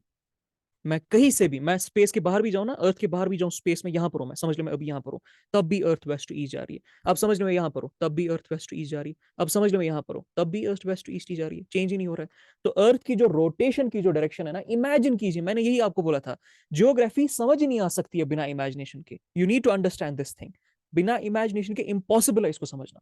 तो डायरेक्शन जो मेरी है ना, वो वेस्ट टू ईस्ट ही है। ये मेरा वेस्ट है, ये मेरा ईस्ट है। Is it clear? जी गोल जी किस तरह जी से हो रहा है? जी जी ये जी यस, कोई डाउट तो नहीं है? डाउट है तो पूछे, बार बार मुझे एक रिपीट बार करना पड़ा, रिपीट कोई करें, मसला नहीं है जी। एक बार रिपीट करें, एक बार रिपीट जी कर दें, ये जो आपने रोटेशन बताई ना अभी, जी जी वेस्ट टू ईस्ट। जी जी बिल्कुल बता देता हूँ मैं, रुकिए जरा, देखिए जरा, ये अर्थ है मेरी, ठीक हो गया। आयशा आप हो जिसको रिपीट करना था? अनम। अच्छा अनम, देखिए जरा अनम, ये मेरी अर्थ है, ऑलराइट। ये मैं कह सकता हूँ नॉर्थ पोल है, मतलब नॉर्थ डायरेक्शन है। ये मैं कह सकता हूँ साउथ है, ठीक कह रहा हूँ। जी ये मैं कह सकता हूँ यहाँ पर ईस्ट है और यहाँ पर वेस्ट है, सही कह रहा हूँ? जी ठीक है। अब यहाँ पर ये 2D पिक्चर है, आपको 3D पिक्चर, आपको कोई गोल इमेजिन करना है आपके हाथ में, अपने हाथ की मुट्ठी बना लीजिए, आप उसको फिर मूव कीजिए इस डायरेक्शन में, यानी वेस्ट से लेके ईस्ट की डायरेक्शन में। तो क्या मैं कह सकता हूं अर्थ की जो मेरी डायरेक्शन है, जिसमें रोटेट करती रहती है, रोटेट करती रहती है, रोटेट करती रहती है, रोटेट करती रहती है, वो वेस्ट से ईस्ट की तरफ जा रही है? सही कह रहा हूं मैं? वेस्ट से ईस्ट की तरफ रोटेट हो रही है, सही कह रहा हूं? जी। कोई डाउट तो नहीं है इसमें? नहीं। Yes exactly, that is a point. तो मेरे अर्थ की जो रोटेशन की जो डायरेक्शन है ना, वो वेस्ट टू ईस्ट ही है, और ये हर जगह पे वेस्ट टू ईस्ट ही रहेगी, ये चेंज नहीं होगा। चाहे आप अर्थ पे बैठे हो तब भी वेस्ट टू ईस्ट रहेगी, चाहे आप अर्थ से बाहर हो किसी भी पॉइंट पे, तब भी ये वेस्ट टू ईस्ट ही रहेगी। ये आपको पहले समझ जाना है। एक मिनट दीजिए। अब दूसरी चीज जो इसके साथ साथ आपको समझनी है, तो मेरे एक, एक कंफ्यूजन है जी जी सर। जैसे पहले भी किसी ने कहा था कि अगर मतलब उन्होंने डायरेक्शन बताई थी, अगर हम ये वेस्ट टू ईस्ट अगर हम सेमी स्फेयर या सेमी सर्कल कंप्लीट करते हैं तो फिर वो ईस्ट टू वेस्ट नहीं बन जाएगी? सेम ही डायरेक्शन वो रिपीट करती जाएगी अगर? आप एक काम ऊपर करता से हूँ मैं, देख मुझे रहे समझ हैं आ गया, ना? मुझे समझ आ गया आपको कंफ्यूजन कहाँ पर है, मैं हाँ, समझा। आप ऊपर से देख रहे हैं असल में, नहीं पोल्स नहीं के। नहीं, ऊपर से नहीं देख रहे, रेफरेंस पॉइंट नहीं बना पा रहे, मैं बताता हूँ आपको, रुकिए जरा। ये एक्सीज है मेरी, ठीक हो गया आयशा? Yes sir. मैं एक्सीज को सेंटर पॉइंट रखूं, ठीक हो गया? एक्सीज को मैं सेंटर रख रहा हूं ना, मैं एक्सीज, अर्थ किसके इर्द गिर्द घूमती है? अब मतलब ये इमेजिनरी एक्सीज है, कोई रियल एक्सीज नहीं है, बस ये है कि एक ऐसी जगह है जिसके इर्द गिर्द गोल करती रहती है। तो इसको मैं एक्सीज फिलहाल के लिए, इमेजिनरी है ये, समझ ले इमेजिनरी है, लेकिन इसको हम एक्सीज कहते हैं जिसके इर्द गिर्द चलती रहती है। तो अगर मैं इस एक्सीज को रेफरेंस पॉइंट बना दूं, ये नॉर्थ पोल है ना, ये साउथ पोल है ना, ये ईस्ट है ना, ये वेस्ट है ना, तो अब मुझे बताए, जब मैं कहता हूं अर्थ अपनी एक्सीज के इर्द गिर्द रोटेट करती रहती है, एक्सीज के इर्द गिर्द रोटेट करती रहती है, तो क्या ये वेस्ट टू ईस्ट हमेशा नहीं रहेगी? आप सोचे जरा, यहां पर आपने बोला हाफ पॉइंट पे पहुंच जाएगी, हम हाफ पॉइंट पे लेके आते, कोई मसला नहीं है। पहुंच गई है हाफ पॉइंट तक यहाँ पर, ओके मैं कलर चेंज करता हूँ, पहुंच गई है हाफ पॉइंट तक यहाँ पर। अब क्या यहाँ पर ये ईस्ट टू वेस्ट होता है कि तब भी ये वेस्ट टू ईस्ट चलती रहती है? ये इट्स नॉट लाइक, आप देखिए, आप पता है आप रेवोल्यूशन इमेजिन कर रहे हो, मैं आपको बताता हूँ आप लोग क्या इमेजिन तो कर वही रहे हो। मिस्टेक जी कर जी रहे जी, हैं, आप ज्यादा जल्दी रोटेशन और रिवॉल्व करने को मिक्सअप या कर लिया। मैं, मुझे समझ आ रहा है, आप पता है आप आगे किसको, समझ। आप इमेजिन कर रहे हो इसको, इसको ये इमेजिन नहीं करना, इसको हम रोटेशन कहते हैं। आपको रेवोल्यूशन इमेजिन करनी है, ये देखिए ये रेवोल्यूशन है, अपनी एक्सीज के इर्द गिर्द रोटेट करना, घूमते रहना घूमते रहना। अब समझ लो ये मेरी एक्सीज है, ये पेन दिखाई दे रहा है आपको? Yes, yes sir. ये समझ ले ये मेरा पेन है, यहां पर ये पहुंच गई, तो वेस्ट टू ईस्ट आ गया ना। अब फिर से इसी तरह ही घूम रही है, तो वेस्ट टू ईस्ट ही रहेगा ना ये, ईस्ट टू वेस्ट कभी बन ही नहीं सकता, क्योंकि अपनी एक्सीस के इर्द गिर्द रोटेट कर रही है। ये किसी ऑब्जेक्ट के इर्द गिर्द ईस्ट टू वेस्ट नहीं कह रहे हम, अपनी ही axis west to east continuously. अगर मैं ये ऑब्जेक्ट रखता सन, तो मैं कह सकता था अभी ये सन के ईस्ट वेस्ट में आ गई, अब सन के ईस्ट में आ गई, अब सन के नॉर्थ पे आ गई, अब सन के साउथ में आ गई, तो मैं सन को रेफरेंस बना रहा हूं। लेकिन यहां पर मैं सन को रेफरेंस नहीं बना रहा हूं, मैं इसी की अपनी एक्सीस को रेफरेंस बना रहा हूं, उस जिसके इर्द गिर्द कंटिन्यूअसली वेस्ट टू ईस्ट चलती रहती है, ये चेंज सर नहीं। क्लियर हो गया। ऑलराइट, ये सर। यस। सर ये सो जी हमेशा एक्सिस के जो डायरेक्शन होगी वो सेम रहेगी? जी जी, चेंज नहीं हो सकती ना, कैसे चेंज होगी? आप इमेजिन कीजिए अपनी मुट्ठी को, वैसे मुट्ठी को तो गोल नहीं घुमा सकते हो, कोई गोल सी ऑब्जेक्ट लीजिए, 3D ऑब्जेक्ट लीजिए गोल सा, उसको घुमाने की कोशिश कीजिए। सोचिए जरा, क्या कभी उसकी डायरेक्शन जब अपने ही इर्द गिर्द रोटेट कर रही है, आपस में ही घूम रही है वो, तो क्या चेंज होगी उसकी डायरेक्शन कोई? नहीं होगी। अगर ऐसा होता ना, मैं दिखाता हूँ आपको मेरा कैमरा, ठीक है? अगर ऐसा होता ना, देखिए ये है वेस्ट टू ईस्ट, फिलहाल के लिए समझ लीजिए वेस्ट टू ईस्ट है, ये कभी भी चेंज नहीं होगी। यहाँ पर मैं रहूँ तब भी वेस्ट टू ईस्ट है, यहाँ पर मैं आ जाऊँ तब भी वेस्ट टू ईस्ट है, यहाँ पर मैं आ जाऊँ तब भी वेस्ट टू ईस्ट है, ऊपर आ जाऊँ तब भी वेस्ट टू ईस्ट है, नीचे के लिए तब भी वेस्ट टू ईस्ट है। अगर किसी पॉइंट पे ऐसा होता ना, ये ऐसे ऐसे घूम रही है, ऐसे ऐसे घूम रही है, अचानक से ऐसे फिर गई, तब मैं कहूंगा ना इसकी डायरेक्शन चेंज हो गई। यस, जी ऐसे ही है। एंटी क्लॉकवाइज अभी चल रही है ना। एंटी क्लॉकवाइज किसको कहते हैं? मैं आपको क्लॉक बना के दिखाता हूँ। यहाँ पर ये मेरी क्लॉक है, यहाँ पर 12 बजे, यहाँ पर 6 बजे, 12 से 6 की तरफ क्लॉकवाइज है ना, 1 2 3 4 5 6 ऐसे ही बजते हैं ना, 1 2 3 4 5 6, फिर 7 8 9 10 11 12, राइट सना? जी यस। ऐसा तो नहीं होता ना, पहले 12 बजते, फिर 11, फिर 10, फिर 9। तो नहीं नहीं जब ऐसे नहीं। क्लॉक की डायरेक्शन चलती है उसको हम बोलते हैं क्लॉकवाइज, ठीक है? अब समझ ले, उल्टा हो रहा है इसके, यहाँ पर चलना चाहिए एंटी क्लॉकवाइज, क्लॉकवाइज। चल रही है इसके अपोजिट डायरेक्शन में, तो इसको मैं क्या कहूंगा? Anti anti clockwise. Clockwise. Yes. तो अर्थ जो मेरी है ना, वो फिलहाल समझ लियो वो एंटी क्लॉकवाइज ही रोटेट कर रही है। अगर किसी पॉइंट पे ऐसा होता है ये इस तरह से घूमना स्टार्ट होती, तो मैं कहूंगा इसकी डायरेक्शन चेंज हो गई, क्योंकि अब ये यहाँ आ गई ना, बिल्कुल यहाँ मुड़ रही है, ईस्ट की तरफ अब मुड़ रही है, ईस्ट की तरफ जा रही है, लेकिन चल रही है इस तरह से और हमेशा ऐसे ही रहेगी। और इसका रीजन है, वो रीजन आप मुझे बताएंगे क्यों अर्थ कोई अपनी डायरेक्शन चेंज नहीं करती है। सिंपल सा रीजन है, आसान सा रीजन है, अकल लगाए।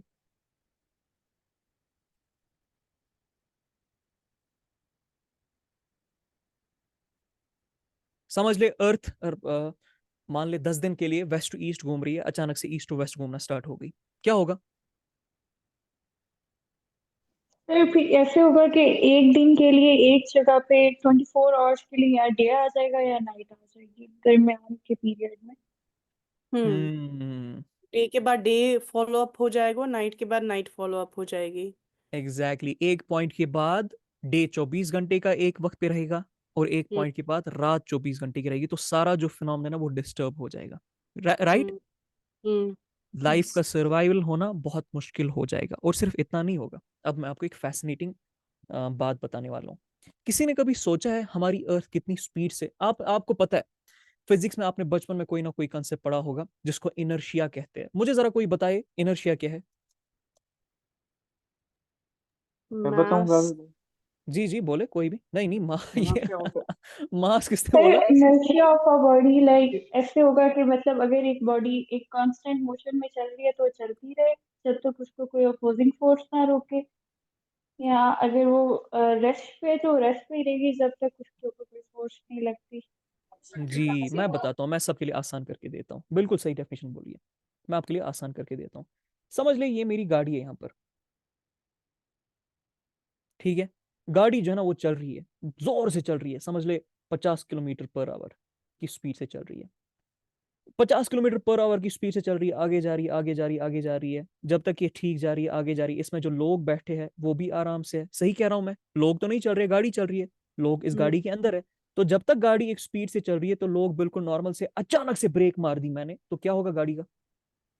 झटका लग जाएगा जो भी अंदर झटका बैठ। लग जाएगा, इसकी मोशन जो है ना वो खराब हो जाएगी, झटका लग जाएगा। इसका मतलब ये है जो कोई भी बॉडी जिस स्पीड में, जिस स्टेट में, मैं बोलूंगा जिस स्टेट में होती है, वो उसमें रहना पसंद करती है, अनलेस एंड अनटिल मैं हम्म एक्सटर्नल फोर्स अप्लाई करके उसकी डायरेक्शन को या तो चेंज कर दूंगा या तो उसको रोक दूंगा। सही बात कह रहा हूं? हम्म इसी तरह एक बॉडी मेरे पास है, यहां पर समझ ले, यहां पर एक मिनट, मेरी ड्राइंग बहुत गंदी है, तो उसके साथ आपको बियर करना है। एक सेकंड दादत भाई, आप पेन प्लीज चेंज करें, वो बेटर रहेगा। कौन सा पेन? लेकिन आप पेन पेन टूल के ऊपर टैप करें, मैं बताऊंगा आप कौन सा वाला पेन यूज कर सकते हैं। कौन सा वाला? वहाँ पे वो पहला वाला। ये वाला? जी।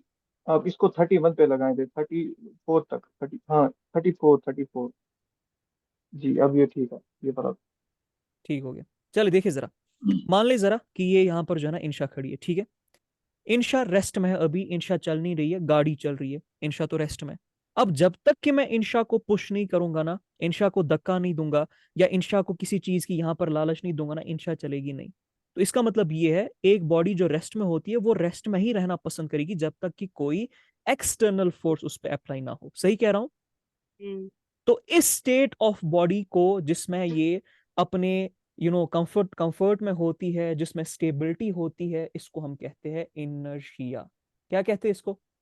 इनर्शिया। इनर्शिया। तो अगर मैं यही कंसेप्ट अर्थ पे यहां पर अभी 2 मिनट के लिए यूज करूं, आपको मैंने अभी बता दिया अर्थ वेस्ट से ईस्ट रोटेट कर रही है, और आप लोग चौंक जाओगे, लिटरली आप लोग चौंक जाओगे। अर्थ की जो रोटेशन की स्पीड है, that is 1670 kilometre per hour. 1670 kilometre per hour, यानी इट्स ऑलमोस्ट कितना बनेगा? 1037 माइल्स पर आवर की स्पीड से अर्थ चल रही है। रोटेशन जो अपनी एक्सीज के इर्द गिर्द रोटेट करे, अभी सन की मैं बात ही नहीं कर रहा हूं। सन के इर्द गिर्द कौन सी स्पीड है? 365 डेज जो लगते हैं। ये जो रोटेशन की मैं बात कर रहा हूं, स्पीड की बात कर रहा हूं, दिस इज दिन का रात में आना, कितनी ज्यादा स्पीड पे होना बहुत इंपॉर्टेंट है। यानी 12 घंटे का दिन, 12 घंटे की रात होना तब पॉसिबल है जब अर्थ 1670 किलोमीटर पे रोटेट कर रही है अपनी एक्सीज के इर्द गिर्द, गोल गोल हम्म, गोल गोल गोल गोल कर रही है अपनी एक्सीज के इर्द गिर्द। समझ आ रहा है आप लोगों को? हम्म, तो मैं कह सकता हूं कि ये जो 1670 की स्पीड है, इसकी रोटेशन है, ये अभी इसका इनर्शिया है। हम्म, ठीक है। इनर्शिया का मतलब रेस्ट नहीं होता, इनर्शिया का मतलब एक स्टेट होता है जिसमें होती है स्टेबिलिटी। अगर मैं अचानक से इसको रोक दूं, अचानक से ये रुक जाए, अभी घूम रही है, तेज घूम रही है, 1670 1670 1670, सोचे जरा 50 60 80 किलोमीटर गाड़ी चली जाती है, हमारे होश उड़ जाते हैं हम। आप लोग अपने शोहर को या अपने बेटों को या आपके साथ जो कोई होता है उसको बोलते हैं धीरे करने के लिए, क्योंकि हार्ट बीट तेज हो जाती है। और हम इस अर्थ में बैठे हैं, यहाँ पर इंशा, यहाँ पर शुएब, यहाँ पर आयशा, यहाँ पर अनम, यहाँ पर सना, यहाँ पर मैं, और हमें ये महसूस ही नहीं हो रहा है। Isn't this an amazing concept of hikmah of Allah? Yes or no? Hmm, yes. क्या ये सिर्फ अल्लाह ताला ही नहीं करवा सकते हैं? क्या ये चीजें खुद ब खुद आ सकती है? मुझे बोले जरा, आपकी गाड़ी कभी भी बिना फ्यूल के स्पीड नहीं पकड़ सकती है। आपकी गाड़ी कभी भी सॉर्ट ऑफ उसको कहते कहते हैं एरोडायनेमिक्स के बगैर चल नहीं सकती है प्रॉपरली, मूव नहीं कर सकती है जिस स्पीड पे आप करवाना चाहो। तो अर्थ अगर यहाँ पर मेरी 1670 किलोमीटर पर आवर के स्पीड से घूम रही है, डजंट दिस मीन कि देयर इज अ फोर्स जिसने इस तरह से इसको रखा है? क्या ये खुद आ सकती है जिस तरह से एथीस्ट क्लेम करते हैं? सोचे जरा, मैं सिंपल सा सवाल पूछ रहा हूँ, आप डिसएग्री भी कर सकते हो, मुझे कोई मसला नहीं, बट मैं सिंपल सवाल पूछ रहा हूँ, क्या इट इज पॉसिबल कि ये चीज खुद आ जाए, खुद हो जाए, खुद ब खुद आ जाए? हम्म। और फिर इसको मेंटेन करना, that's what I am thinking, like 1670 continuously, जो जिस टाइम से अर्थ बनी है वो अब तक इसी स्पीड से जा रही है, इसमें चेंज नहीं आया है, उसको मेंटेन करना is a even more yes mind. Exactly. और सिर्फ इतना नहीं, अब देखिए मैं जो कंसेप्ट लेके आ रहा हूँ, 1670 की स्पीड से जा रही है, अचानक से समझ लीजिए अर्थ रुक गई। सॉरी, अचानक से हम्म, समझ लीजिए अर्थ रुक गई, अचानक क्या होगा? गाड़ी जब अचानक से 100 किलोमीटर की स्पीड, 200 किलोमीटर की स्पीड झटका देगी, अचानक रुक गई, क्या हो जाएगा? तबाही मच जाएगी। एग्जैक्टली exactly, सारे के सारे पैसेंजर्स गाड़ी से बाहर। जी। अब सोचे जरा, जब अल्लाह ताला, अगर हम इमेजिन, अभी अल्लाह ताला को यहाँ पर नहीं लाते, इमेजिन कीजिए कि अगर अर्थ ने 10 दिन के बाद ये जो 1670 किलोमीटर्स पे रोटेशन को रोक दिया और उल्टी डायरेक्शन में जाना स्टार्ट हो जाएगी, पूरी अर्थ का क्या होगा?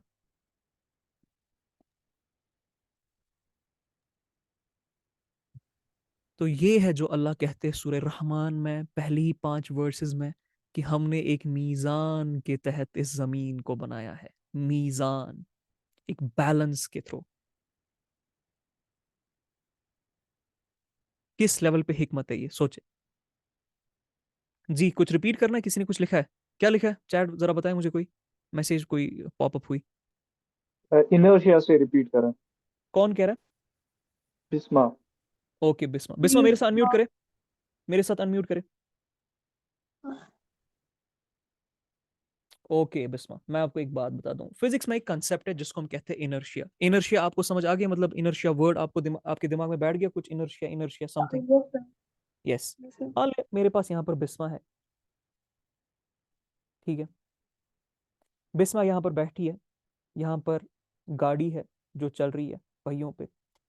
गाड़ी बिस्मा की तरफ जा रही है, बिस्मा रोड क्रॉस कर रही है, समझ रहे आप? गाड़ी की स्पीड 100 किलोमीटर पर सेकेंड है, और बिस्मा जो है ना वो अभी रुकी ही हुई है। अब गाड़ी जो है ना वो, इसमें दो पैसेंजर्स है, मान ले यहाँ पर शोएब बैठा है और यहाँ पर जो है ना सना बैठी है। अब ये लोग आपकी तरफ बढ़ रहे हैं, इनको रोड क्रॉस करना है। तो जब तक इसकी 100 किलोमीटर पर आवर की स्पीड चल रही है, ये दोनों स्टेबल है ना, इन दोनों को कोई मसला तो नहीं है ना? गाड़ी भी स्टेबल से चल रही है ना, गाड़ी का कोई मसला तो नहीं है ना? सही बात कह रहा हूँ मैं बिस्मा? जी सर। गाड़ी मजे से जाएगी, आराम से जाएगी, कोई परेशानी नहीं होगी। लेकिन अचानक से आप मान ले यहाँ पर रेड लाइट आ गई, अचानक से पता नहीं कुछ टेक्निकल इशू हो गया, रेड लाइट नहीं आनी चाहिए थी, ग्रीन लाइट चल रही थी, अभी 10-20 सेकंड थे, अचानक से रेड लाइट यहाँ पर आ गई और गाड़ी ने ब्रेक मार दी। क्या होगा? गाड़ी को डिस्टर्ब हो जाएंगे सारे के सारे, एक्सीडेंट हो सकता है। सही कह रहा हूं मैं? यस बिस्मा? जी तो जब तक गाड़ी एक पर्टिकुलर स्टेट में चल रही थी, एक पर्टिकुलर यूनिफॉर्म मोशन में चल रही थी, गाड़ी स्टेबल थी, इसके अंदर जो लोग थे वो भी स्टेबल थे। अचानक जब बाहर से फोर्स आया, या गाड़ी को रुकना पड़ा, या सामने कोई दीवार आ गई, या सामने कोई इंसान आ गया, तो गाड़ी को झटका महसूस हो गया, यानी गाड़ी की डिस्टर्बेंस होगी। इसको हम कहते हैं कि एक चीज जो मोशन में होती है वो पसंद करती है वो उसी मोशन में रहना, यहां तक कि एक्सटर्नल फोर्स अप्लाई ना हो जाए जिसकी वजह से डिस्टरबेंस हो जाएगी। तो इस यूनिफॉर्म मोशन को हम कहते हैं, इस स्टेट को जहां पर स्टेबिलिटी होती है, चाहे वो मोशन की हो चाहे वो रेस्ट की हो, इसको हम कहते हैं इनर्शिया। समझ आ गए? यस। जी सर। अब इसी तरह मैं बिस्मा को यहां पर लेता हूं, समझ ले बिस्मा मेरे पास यहां पर, बिस्मा यहां पर जो है ना खड़ी है, ठीक है। और बिस्मा जो है ना वो मूव नहीं कर रही है, पीछे से पैसेंजर्स है 1 2 3 4, आपको बोल रहे यार आगे बढ़ो आगे बढ़ो, आप आगे बढ़ ही नहीं रहे हो। अचानक से आपकी टांगे रुक गई है, समझ लिए, अल्लाह बचाए। अब जब तक कि मैं आप पे प्रेशर एक्सर्ट ना करूं, आपको धक्का ना दूं, क्या आप आगे जा सकते हो? जा सकते हो आप बिस्मा आगे? जी एक्स्ट्रा फोर्स लग रहा है तो। हाँ, जब तक मैं एक्सटर्नल फोर्स ना दूं तब क्या पॉसिबल है बिना एक्सटर्नल फोर्स के आप आगे बढ़ पाओ? No no sir. No. So what's very important is to understand कि एक्सटर्नल फोर्स एक डिस्टरबेंस क्रिएट कर देता है, उस स्टेट को खराब कर देता है, चाहे वो रेस्ट का स्टेट हो या चाहे वो मोशन का स्टेट हो। इस स्टेट को जहां पर कंफर्ट और स्टेबिलिटी होती है, यूनिफॉर्मिटी होती है, that is a perfect word, uniformity होती है, इस स्टेट को इनर्शिया कहते हैं। और हर कोई चीज इसी इनर्शिया में रहने की कोशिश करता है, इंसान भी इसी इनर्शिया में रहने की कोशिश कर रहे होते हैं। ये जो हमारा कंफर्ट जोन होता है ना, जन्नत की मखलूक की फिलोसॉफिकल डेफिनेशन हमारी है कि हम इनर्शिया में ही रहना चाहते हैं, मजे में ही रहना चाहते हैं। जैसी थोड़ी डिस्टर्बेंस आ जाती है, बॉडी जो है ना वो तंग हो जाती है, स्ट्रेस आ जाता है, फ्रस्ट्रेशन आ जाती है। नंदलेस वो कभी और पढ़ेंगे, इस पोर्शन का पार्ट नहीं है। इनर्शिया आपको समझ आ गया? एक ऐसा स्टेट जहां पर यूनिफॉर्मिटी मेंटेन होती है किसी भी चीज की। Yes Bisma? Yes sir. Yes. अब इसी चीज को मैं अप्लाई करता हूं अर्थ पे। ये मेरी अर्थ है, अर्थ मेरी वेस्ट टू ईस्ट रोटेट कर रही है, और स्पीड क्या है मेरी रोटेशन की? स्पीड है मेरी रोटेशन की 1670 किलोमीटर पर आवर। सोचे जरा किस लेवल पे, जट से भी तेज, ये मेरी स्पीड है। अब जब तक ये इस स्पीड से रोटेट कर रही है वेस्ट से ईस्ट की तरफ, तब तक स्टेबिलिटी है ना, इसको मैं कहूंगा ना ये इनर्शिया है। ये जो 1670 की स्टेट है, एक यूनिफॉर्मिटी है, this is the inertia of the अर्थ, कह सकता हूं मैं ये? बिस्मा अनम्यूट करे, बोले जरा, मैं कह सकता हूं ये यूनिफॉर्मिटी, ये जो स्पीड से रोटेट कंटिन्यूसली हो रही है, इसको मैं इनर्शिया कहूंगा अर्थ का?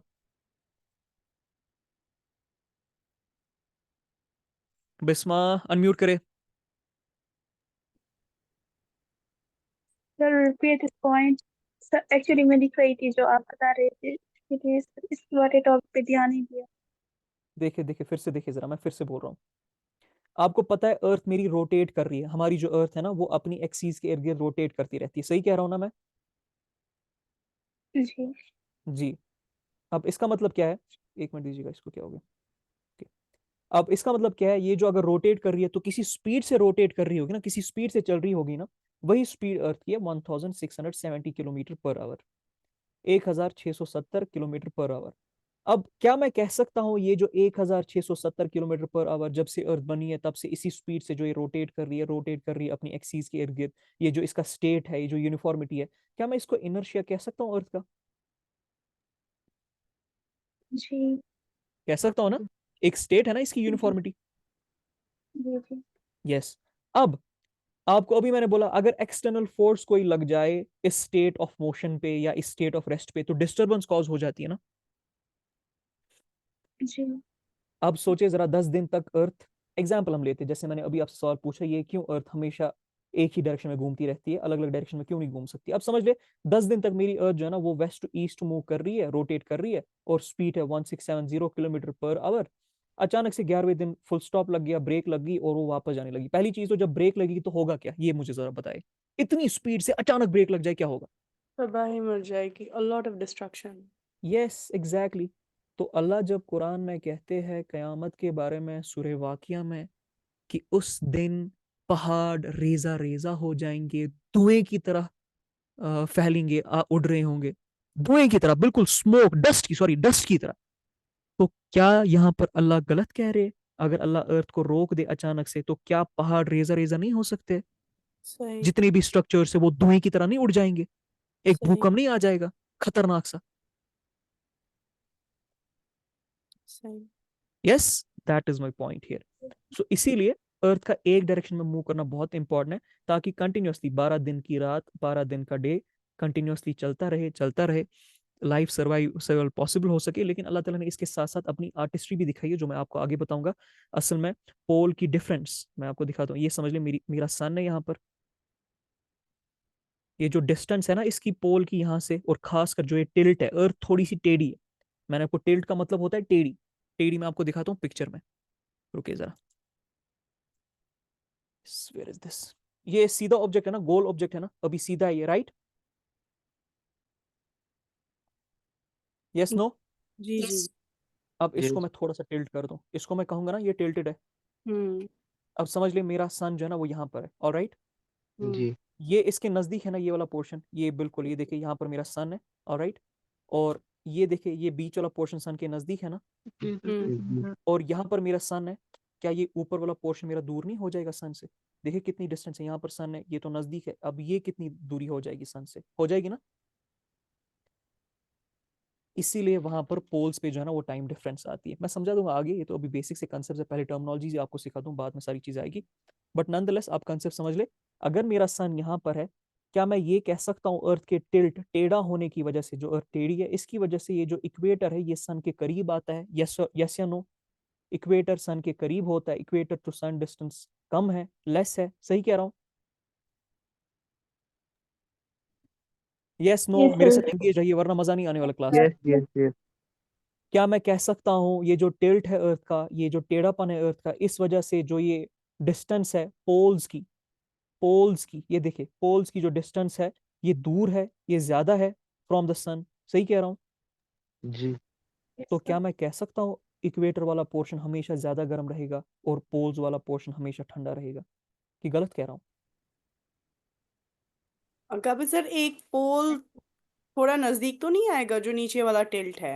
वो आगे समझा दूंगा, उसमें एक जगह पे समर होता है, सॉरी एक जगह पे ऑटम होता है, दूसरी जगह पे स्प्रिंग होता है, लेकिन उतना भी ज्यादा नहीं है कि इक्विनॉक्स। बहुत ज्यादा डिफरेंट। हाँ इक्विनॉक्स को मैं आगे समझा दूंगा कि उतना भी ज्यादा नहीं है कि उससे जो है ना वो इतनी बड़ी चेंज हो जाए, बता दूंगा आगे। बट अभी मुझे कंसेप्ट इतना बता दे, क्या मैं ये कहूँ सन का इक्वेटर के करीब होना या इक्वेटर के सन के करीब होना, इसका मतलब इक्वेटर वाले पोर्शन पे गर्मी ज्यादा होगी, हीट ज्यादा होगी, सही कह रहा हूँ? यस। Yes sir. हीट ज्यादा होगी तो क्या बारिश ज्यादा नहीं होगी? जी। बारिश हाँ ज्यादा नहीं होगी तो क्या वेजिटेशन यहाँ पर ज्यादा नहीं पाई जाएगी? हाँ। हम्म अमेजोन रेन फॉरेस्ट कहाँ पर पाए जाते हैं? Towards equator. यस, सबसे डेंस सबसे बायोडाइवर्स एरिया कौन सा है अर्थ का? इक्वेटर के अराउंड। इक्वेटर के इर्द गिर्द रहता है। आगे बता दूंगा कौन सा एग्जैक्ट लोकेशन बता दूंगा, बट अभी कंसेप्ट समझ आया ना कि क्या हिकमत अल्लाह ने यहाँ पर लगाई है, क्या डिजाइन है यहाँ पर अर्थ का। क्या ये डिजाइन खुद ब खुद आ सकता है अचानक से, out of nothing, without and? अच्छा, खुद ब खुद इनका मसला एथीस का मसला नहीं है, खुद ब खुद एथीस का मतलब है विदाउट, वो कहते हैं विदाउट इंटेलिजेंस आया है। क्योंकि अगर वो इंटेलिजेंस कहते हैं ना, फिर उनको गॉड का एलिमेंट वहां पर आ जाता है, तो गॉड को डिनाई करने के लिए कहते हैं ये विदाउट इंटेलिजेंस आ जाता है। आपकी गाड़ी बिना पेट्रोल के चलेगी नहीं, आपकी गाड़ी बिना फोर्स के चलेगी नहीं, आप खेती बिना मेहनत मशक्कत के करोगे नहीं। यहाँ पर इतना जबरदस्त डिजाइन है। Do you think it comes all of its own?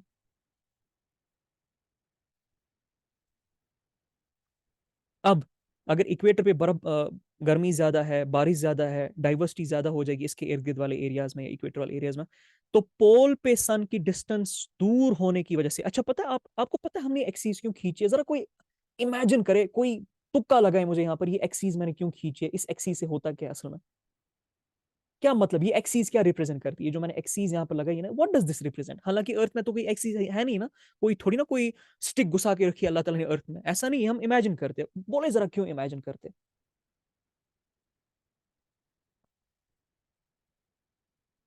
क्योंकि ये एक्सिस ऑफ रोटेशन है।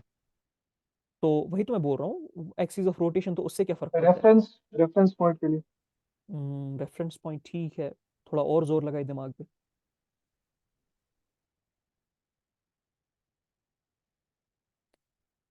Centre point.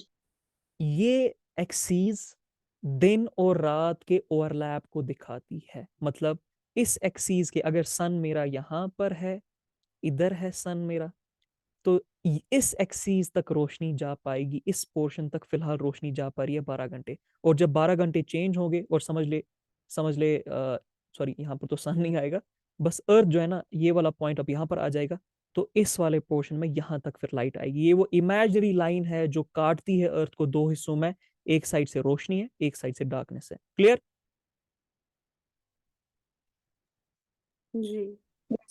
और ये इसकी एग्जैक्ट मेजरमेंट क्या है, सॉरी लोकेशन क्या है, वो मैं आगे जाके इंशाल्लाह बता दूंगा। अभी उसमें जाने की कोई जरूरत नहीं हमारी, अभी बस मैं आपको बेसिक सिखा रहा हूँ, इमेजिनेशन कोशिश करवा रहा हूँ मैं। बस आज की क्लास में कोशिश कर रहा हूँ टर्मिनोलॉजीज और इमेजिन आपको कर पाऊँ, क्योंकि सारा का सारा कोर्स इसी पे डिपेंड है, हमारी इमेजिनेशन पे। सो होप दैट इज क्लियर। तो समझ ले, इस एक्सीस के इस पार डार्कनेस होगी अगर सन यहाँ पर है, और जब ये वाली पोर्शन यहाँ पर आ जाएगी, तो इस एक्सीस के इस वाले पोर्शन में डार्कनेस होगी। यानी एक पोर्शन लाइट, एक पोर्शन डार्कनेस को रिप्रेजेंट करता है, दो हिस्सों में अर्थ को डिवाइड करती है, लाइट और डार्कनेस में। Hope that is clear. अब आते लास्ट कंसेप्ट की तरफ। ज्यादा तो नहीं हो रहा है, मैं ज्यादा कॉम्प्लेक्स तो नहीं बना रहा हूँ? नहीं। ओके, मैं बिल्कुल बेसिक से समझाने की कोशिश कर रहा हूँ। So hope this is fine. अब रही बात ओबलेट स्फेरॉइड की। आपका आज का जो असाइनमेंट है, लिख लीजिए, आज का जो आपका असाइनमेंट है, वो मैंने दो चीजें आपको बोली है। एक तो कुरान में, एक मिनट दीजिएगा, ज्यादा इस पे हो गया।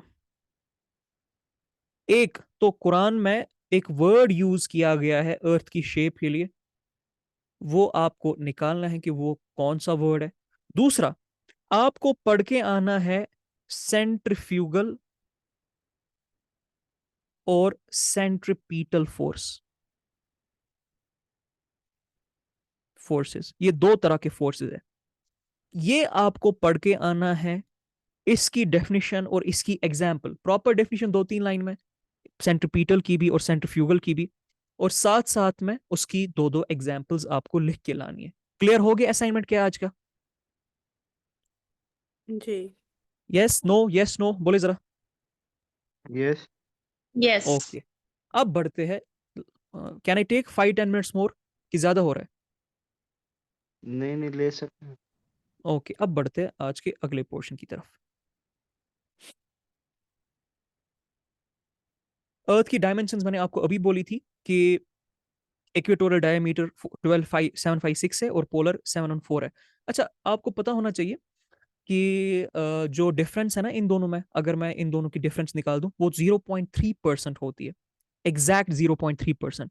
अब ये 0.3% ही क्यों होती है, इसका मैं इंशाल्लाह आगे जाके आपको बताऊंगा कि जितनी भी चीजें अल्लाह ताला ने रखी है ना कायनात में, जो डिफरेंस रखी है, जो एक नंबर आता है वहां पर, मैं बता दूंगा आगे उस नंबर को कौन सा नंबर बोलते हैं, वो हर चीज का, फॉर एग्जांपल मैं पेड़ काटता हूँ ना, मैंने पेड़ को 2 हिस्सों में काट दिया। अब आपको पता होगा पेड़ को जब हम काटते हैं ना, तो छोटे छोटे गोल होते हैं उसके सरफेस पे, राइट ना? जब मैं 2 हिस्सों को पेड़ में काटता हूँ, पता है ना, मैं अर्थ के अगर यहाँ पर 2 टुकड़े कर दूं तो छोटे छोटे वो गोल होते हैं ना। हम्म। तो उन दोनों गोल्स की जो डिफरेंस है ना, मतलब जो 2 सर्कल्स की डिफरेंस है, वो भी एक जैसी होती है, हमेशा एक जैसी होगी, उससे ज्यादा नहीं होगी। एक पर्टिकुलर नंबर है जो अल्लाह ने कहा ना, मैंने जो अभी आपको आयत दिखाई कि अल्लाह ताला कहते हैं प्रॉपर मेजरमेंट के थ्रू हमने रखा है, परफेक्ट मेजरमेंट के थ्रू। बारिश भी भेजते हैं तो परफेक्ट मेजरमेंट के थ्रू, जमीन आसमान बनाइए परफेक्ट मेजरमेंट के थ्रू, पहाड़ बनाए परफेक्ट मेजरमेंट। ये नंबर हर चीज पे आपको कॉमन दिखेगा, मैं बताऊंगा आगे जाके, फिलहाल उसमें नहीं जाते। बट कुछ इंपॉर्टेंट चीजें जिसको मुझे आपको बतानी है यहाँ पर लास्ट में। सर आपने 0.3 मेजरमेंट किस चीज की बताई है? 0.3% डिफरेंस आती है पोलर डायमीटर और इक्वेटोरियल डायमीटर के बीच में। ऑलराइट, पोलर डायमीटर और इक्वेटोरियल डायमीटर के अगर हम डिफरेंशिएट करें तो 0.3% से डिफर होते हैं। काटे ना, खुद देखे ना, 12756 को माइनस करें 12714, देखिए जरा वो कितना परसेंट निकलता है, 0.3 ही निकलेगा। क्लियर? जी। यस। अब कुछ टर्म्स हम यूज करते हैं हमेशा, ज्योग्राफी में बहुत सारी टर्म्स होती है जो यूज करते हैं, और लोग परेशान हो जाते हैं, यार इसका मतलब क्या है, इसका सेंस क्या है। कोई आइलैंड बोलता है, कोई आर्चिपेलागो बोलता है, कोई कॉन्टिनेंट बोलता है, कोई सी बोलता है, कोई ओशन बोलता है, कोई कंट्री बोलता है, कोई सब कॉन्टिनेंट बोलते हैं, मतलब क्या है इन चीजों का। तो एक एक करके जानने की हम यहाँ पर कोशिश करेंगे। पानी डाल के रखा है माइक से शोर आ रहा है अनम, माइक से शोर आ रहा है आपकी। पहला जो टर्म है हमारा वो आपको याद करनी है, इसको हम कहते हैं आइलैंड ज्योग्राफी में। अगर मुझे डिफाइन करना है कि आइलैंड है क्या, तो मैं बोलूंगा ये एक ऐसा लैंड मास है, एक ऐसा लैंड मास है जो चारों ओर यहाँ से भी, यहाँ से भी, यहाँ से भी, यहाँ से भी पानी से घिरा हुआ है। क्लियर हो गया? यानी a land mass surrounded by water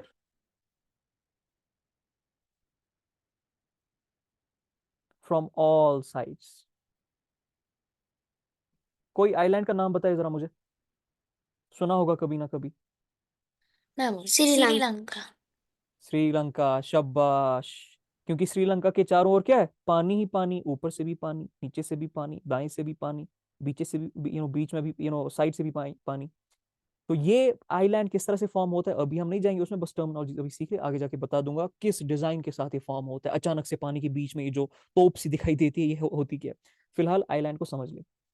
अब इसी तरह मान ले मैं जाता हूं अभी जापान की तरफ, आप लोगों को मैप दिखाना, चले मैप में इसके बाद दिखाऊं। समझ ले मैं एक जगह जा रहा हूँ जहां पर बहुत सारे आइलैंड्स है। एक आइलैंड, एक मिनट कलर डिफरेंट यूज करता हूँ, ये एक आइलैंड हो गया, ये दूसरा आइलैंड हो गया, ये तीसरा हो गया, ये चौथा हो गया, पांचवा, छठा, सातवां, आठवां, 9, 10, 11, इसी तरह बहुत सारे आइलैंड्स है, लेकिन चारों ओर पानी है, हर आइलैंड के चारों ओर पानी है। ये ग्रुप ऑफ आइलैंड जहां पर भी पाए जाते हैं, इनको 2 टर्म्स यूज की जाती है जो मैं आगे जाके आपको बोलूंगा। मैं जब जापान की बात करूंगा या किसी और जगह की बात करूंगा, मैं आपको बोलूंगा आर्चिपिलागो, आर्चिपेलागो, आर्चिपेलागो। आर्चिपिलागो क्या होते हैं हमेशा, group of islands, group of island. या इसी तरह इनको एक और नाम यूज किया जाता है, फेस्टून्स, फेस्टून्स। ठीक है, फेस्टून्स, ग्रुप ऑफ आइलैंड्स को क्या बोलते हैं, या तो आर्चिपिलागो या तो फेस्टून्स। जैसे मैं आपको एग्जांपल देता हूं, आपने सुना होगा जापान और चाइना का काफी ज्यादा मसला चलता रहता है आपस में, जापान और कोरिया का काफी ज्यादा मसला चलता है आपस में, खासकर जापान और चाइना का। और आपको पता होगा कि चाइना क्लेम करती है एक आइलैंड की चेन है जिनको हम कहते हैं क्यूरिल आइलैंड्स, जिनको हम कहते हैं Kuril islands.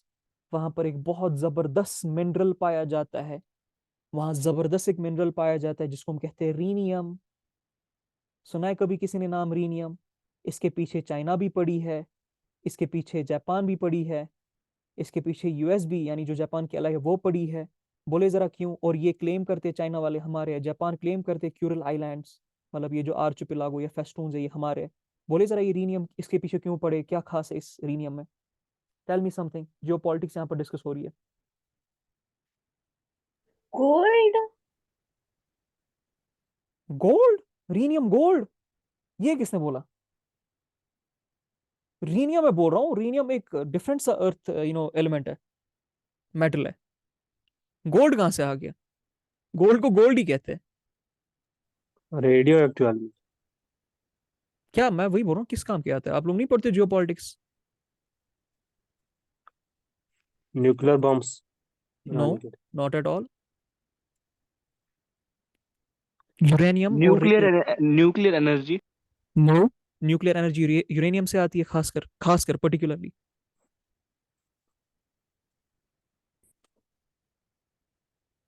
Rhenium earth sciences, sorry space science को ट्रांसफॉर्म कर सकती है। रीनियम एक ऐसा मेटल है जो कि तबाही मचा सकता है स्पेस में, स्पेस कॉलोनाइजेशन के। आपको पता है अर्थ को तो, अब अर्थ से तो लोग थक चुके हैं, आप मार्स की तरफ जाना चाहते हैं, मून की तरफ, सन की तरफ जाना चाहते हैं। तो ये जो रीनियम है ना, ये वो मेटल है जो जिसके हाथ में आ गया उसको 100 साल नहीं 200 साल आगे लगभग पहुंचा देगी as compared to the rest of the world. क्यों? क्योंकि रीन जो अभी हम यूज करते हैं सिल्वर और बाकी सारे जो उसमें हम एक मिक्सचर यूज करते हैं स्पेस रॉकेट्स बनाने के लिए, स्पेस सैटेलाइट्स बनाने के लिए, स्पेस के पार्ट्स बनाने के लिए, रीनियम उससे ज्यादा इफेक्टिव है। किस तरह से? एक तो उससे काफी ज्यादा लाइट है, काफी ज्यादा लाइट, और काफी ज्यादा हैवी, स्ट्रांग भी है, हैवी नहीं स्ट्रांग है। तो ये स्पेस साइंस को चेंज कर सकता है। ये जिस कंट्री के हाथ में आ गया उसको बिल्कुल आसमान तक पहुंचा सकता है। बहरहाल कभी और इसके बारे में बात करेंगे। और ये आपका पोर्शन है भी नहीं, ये तो मेंटोरशिप वालों का है, उनको इंशाल्लाह जियोपॉलिटिक्स में सिखानी ये चीजें। बट नॉनदलेस, आइलैंड आपको पता चल गया, आइलैंड के ग्रुप्स आर्चिपेलागोस या फिर फेस्टोन्स। इसी तरह हम जो दूसरी टर्म यूज करते रहते हैं, बहुत फेमसली हम यूज करते रहते हैं, हम बोलते हैं कॉन्टिनेंट्स। बोलते हैं ना, सुना है ना आपने कॉन्टिनेंट्स? बोले जरा मुझे, कॉन्टिनेंट किसको बोलते हैं? Tell me what is continent? Land का एक ऐसा मास जो टेक्टोनिक प्लेट्स के थ्रू सेपरेट किया गया है। हम्म, टेक्टोनिक लार्ज प्लेट्स, जी जी बिल्कुल सही कहा आपने। लार्ज मास, और कुछ खासियत बताइए इसकी मुझे।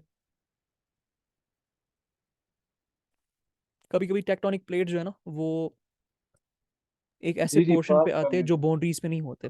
तो एक और जो खास बात इसके साथ जोड़नी बहुत इंपॉर्टेंट है। जहाँ पे पानी नहीं होता, खुश्की वाला हिस्सा होता है जो जमीन का। जो सेपरेटेड होते हैं land masses from each other with water bodies। कौन सी वाटर बॉडीज? जिसका बॉर्डर ओशन से मिलता है। यस, किसने बोला ये? मैंने, मोहम्मद। मोहम्मद ने सही बात बोली। देखिए जरा, ये मेरी अर्थ है,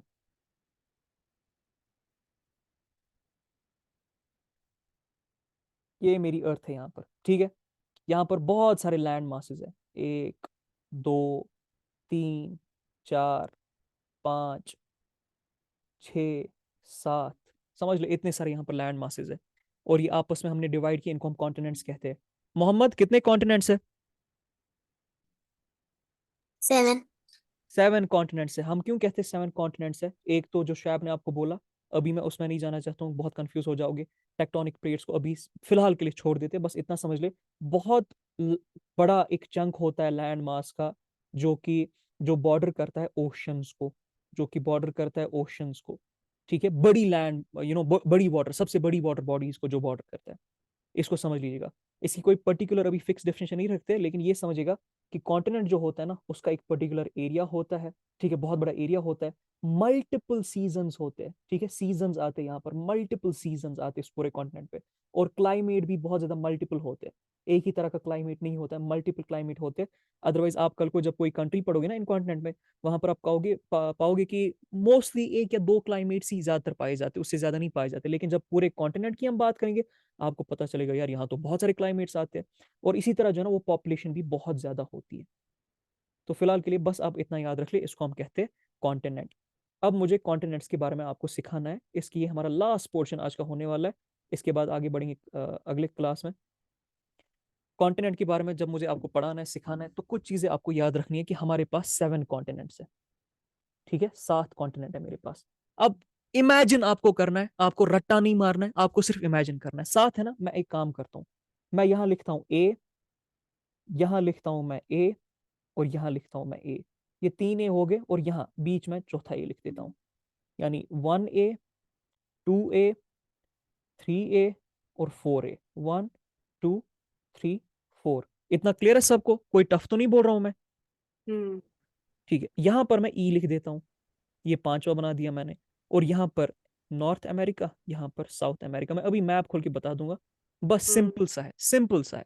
ये है मेरा एशिया, ये है मेरा ऑस्ट्रेलिया, ये है मेरा एंटार्क्टिका, ये बीच में मेरा अफ्रीका, हम्म, ये इसके ऊपर यूरोप, यहां पर नॉर्थ अमेरिका, यहां पर साउथ अमेरिका। सबको क्लियर है? इजी है, 7 कॉन्टिनेंट्स। अच्छा गाबा सर, ये जैसे स्फेरिकल शेप में रहता है ग्लोब हमारा, तो ये जो लैंड मास है, ये मेजॉरिटी जो ये सारे हैं, ये they are occupying one big chunk across this sphere, और जो ऑपोजिट साइड है, कंप्लीट ऑपोजिट तो नहीं, वो मेजॉरिटी वाटर बॉडी है। कंप्लीट ऑपोजिट क्या मतलब? इनके पीछे? पर- मतलब फॉर एग्जांपल आपने 2D बनाया है, ये इट्स नॉट हाँ। राइट। 2D में जो ये वाला पोर्शन है ना, कंप्लीट हम्म। लैंड मास का, ये ग्लोब का कितना परसेंट कवर करता है, लाइक मैं आपको एक सर्कुलर चीज फॉर्म में दिखाता जब। हूँ, मुझे समझ आ गया आप क्या कह रहे हो। देखिए जरा, मैंने अब ये 3D है ना, सॉरी, ये 3D है ना मेरे पास। हम्म ठीक है, समझ लिए, यहाँ पर जो है ना वो एशिया है, ये एशिया, यहाँ पर एशिया, यहाँ पर हम्म नीचे ऑस्ट्रेलिया, इससे नीचे यहाँ पर एंटार्क्टिका। क्लियर? ठीक हम्म। है, इसी तरह बीच में अफ्रीका, ऊपर यूरोप, फिर इस साइड से थोड़ा मुड़ के आएंगे तो यहाँ पर नॉर्थ अमेरिका, यहाँ पर साउथ अमेरिका। तो ये ये पूरे अर्थ स्प्रेड का लैंड आउट मास है। फैला हुआ है। समझ आया? हाँ, ठीक ठीक ठीक।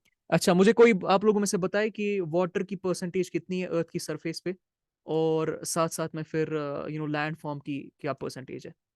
70% of water. 70% वाटर। 70? थोड़ा क्लोज नहीं आना है आपको? 70% water. थोड़ा क्लोज आइए, प्रॉपर मुझे एग्जैक्ट चाहिए, मुझे ना तुक्के नहीं चाहिए, एग्जैक्ट 71, मुझे बोला। यस, 71 होगा। 71। 71। 71%। ये मैंने 2D में बनाया ना, अब ये अभी मैंने आपको बताया, ये सिर्फ 2D में नहीं, 3D में पूरे लैंड मास फैले हुए हैं। समझ है ना इंशा आपको? पूरा फैला हुआ है पूरे अर्थ में 3D में। That's what I was asking. Yes, तो 71% पानी है, और बाकी जो है ना वो मेरा लैंड बचता है। ऑलराइट, पानी के बारे में आगे बताऊंगा आपको। 97% ऐसा है जो कि सलाइन है, जिसको हम पी ही नहीं सकते। 3% है जो कि फ्रेश वाटर है, उसमें भी 1% अवेलेबल है, और उस 1% को पूरी दुनिया कंज्यूम करती है। नंदलेस अभी उसमें जाने की जरूरत नहीं है, मैं पहले आपको कुछ चीजों की तरफ यहाँ पर लेके आता हूँ। प्रैक्टिस आपको करवानी है आज कॉन्टिनेंट्स की, इमेजिनेशन से प्रैक्टिस करवानी है आपको। रुकिए जरा, कॉन्टिनेंट सबको याद रहे ना? मैंने कौन कौन सा नाम बोला? Yes, no? जी जी। जी जी। ओके, सो मैं जिसको बोलूंगा अनम्यूट करने के लिए, वो मेरे साथ अनम्यूट करेगा, और कोई भी नहीं।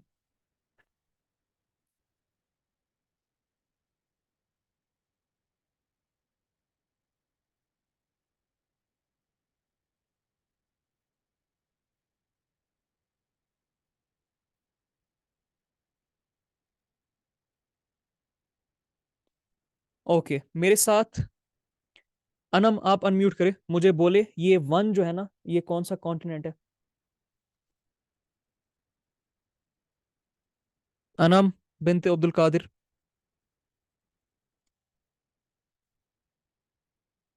क्लास में कोई नींद नहीं करेगा, और खासकर इतनी छोटी क्लास है तो मैं तो नींद किसी को नहीं करने दूंगा, फायदा ही नहीं है फिर पढ़ाने का। अनम अनम्यूट करे या चैट में लिखे, दोनों में से एक चीज करे आप।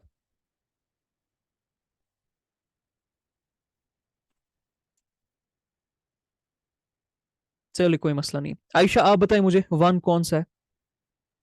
Sir Asia. ओके, ठीक हो गया, 1 एशिया है। मैम इंशा आप मुझे बताए 4 कौन सा है? अफ्रीका। अफ्रीका, सही हो गया। मोहम्मद आप मुझे बताओ 3 कौन सा है? ये वाला 3 कौन सा है मोहम्मद? शाबाश। एंटार्क्टिका। क्या है मोहम्मद, क्या है? बोले जरा एंटार्क्टिका। मेरे साथ, एंटार्क्टिका 3 है। एंड मैं अभी मैप पे दिखा दूंगा, एंटार्क्टिका। अच्छा, एंट ओके, मेरे साथ दाइस, आप अनम्यूट करें, बोले जरा 2 कौन सा है?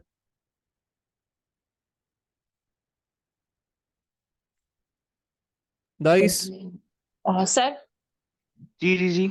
आपने कॉल किया था, मैं असर की नमाज पढ़ने जा रही थी, लास्ट 10 मिनट्स बाकी थे, इसलिए मुझे क्लास छोड़ के जाना पड़ा था। चलिए कोई मसला नहीं है। दाइस, आप मुझे बोले जरा कि 2 कौन सा है, 2 वाला continent? Africa. Africa. 2 Africa. Asia के नीचे कौन सा है? ऑस्ट्रेलिया। ऑस्ट्रेलिया। ऑस्ट्रेलिया। ऑस्ट्रेलिया, ठीक है। चले, और कौन है मेरे साथ यहाँ पर? बिस्मा, आप जरा मुझे बताए नंबर 5 कौन सा है?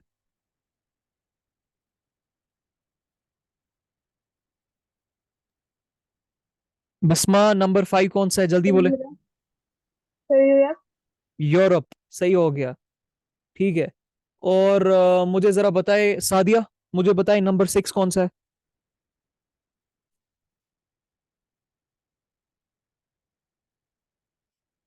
नंबर 6 सादिया।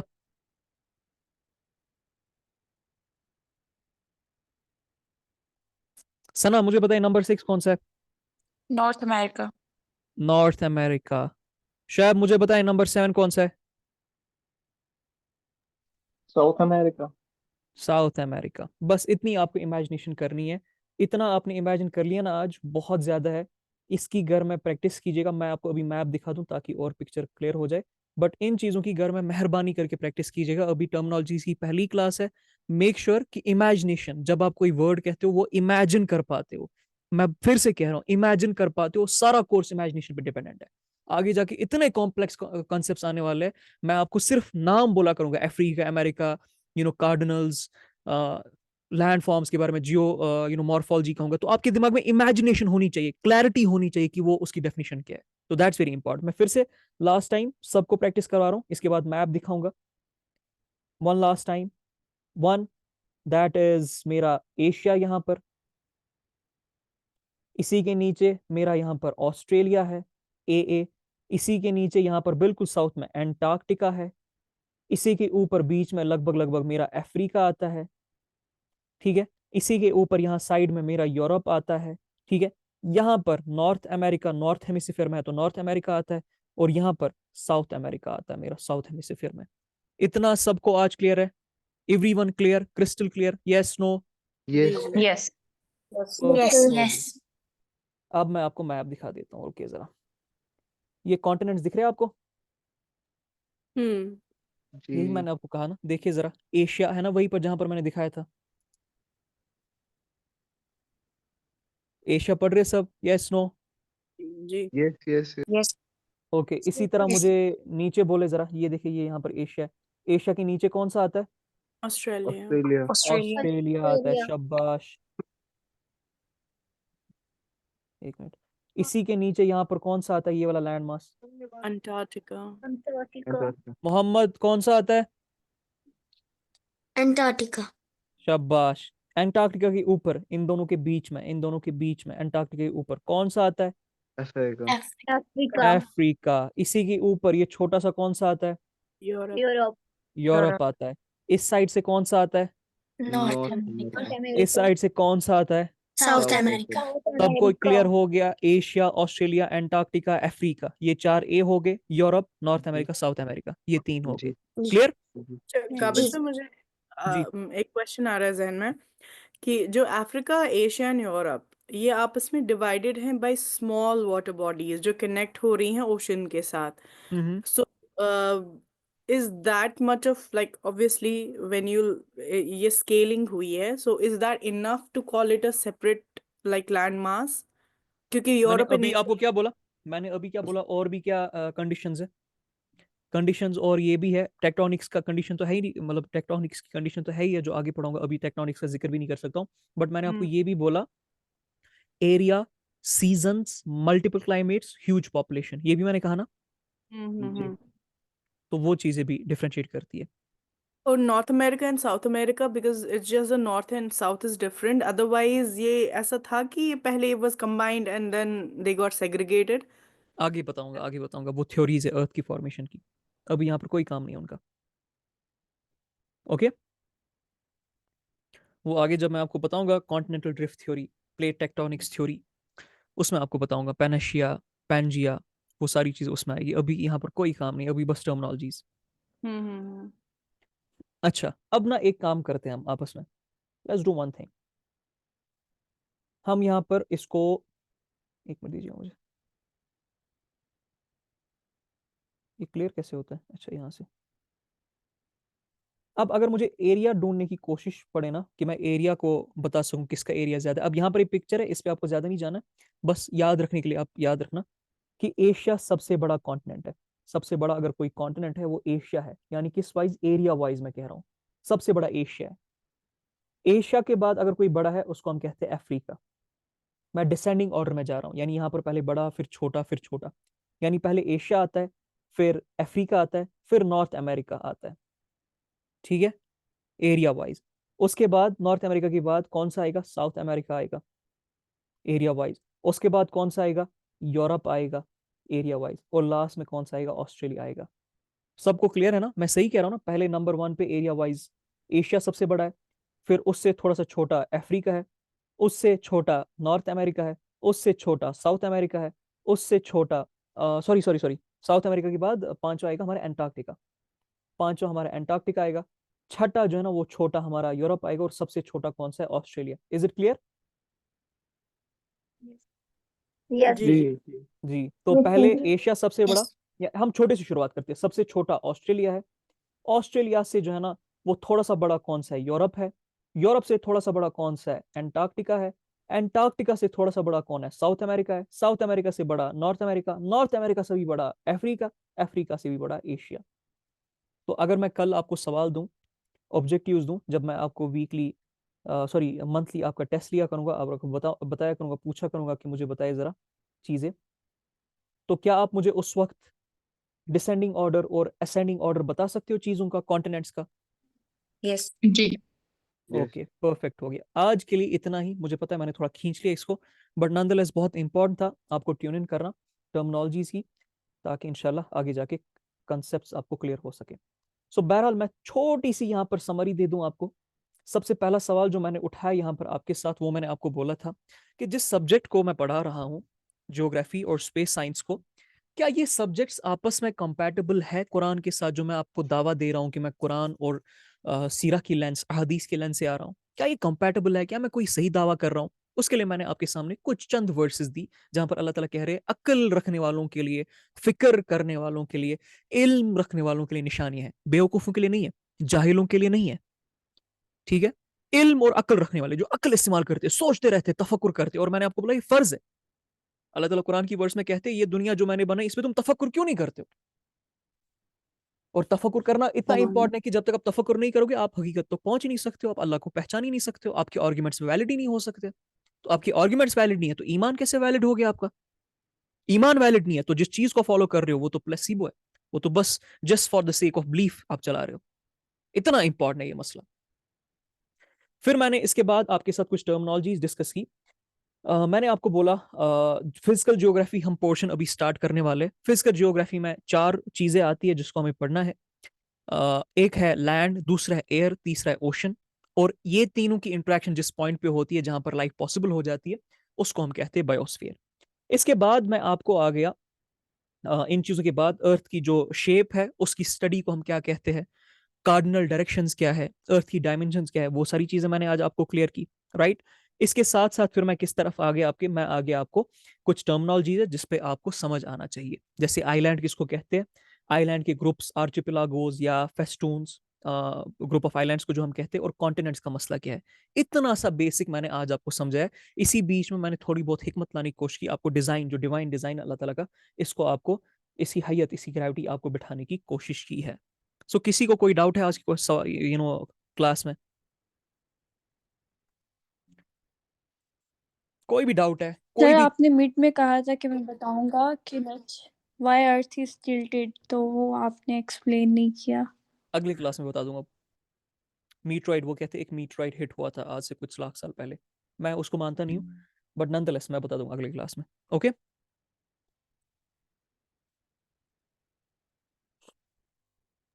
सर एक और क्वेश्चन है कि अगर हम अर्थ को इक्वेटर पे कट करते हैं तो उसकी दोनों साइड्स इक्वल होती है, तो क्या जब हम पोल्स पे कट करते हैं फिर तो दोनों साइड्स इक्वल नहीं ना होंगी, क्योंकि आपने स्टार्टिंग पे बताया था। वर्टिकल साइड इक्वल होगी ना, क्यों नहीं होगी? मैं दिखाता हूँ।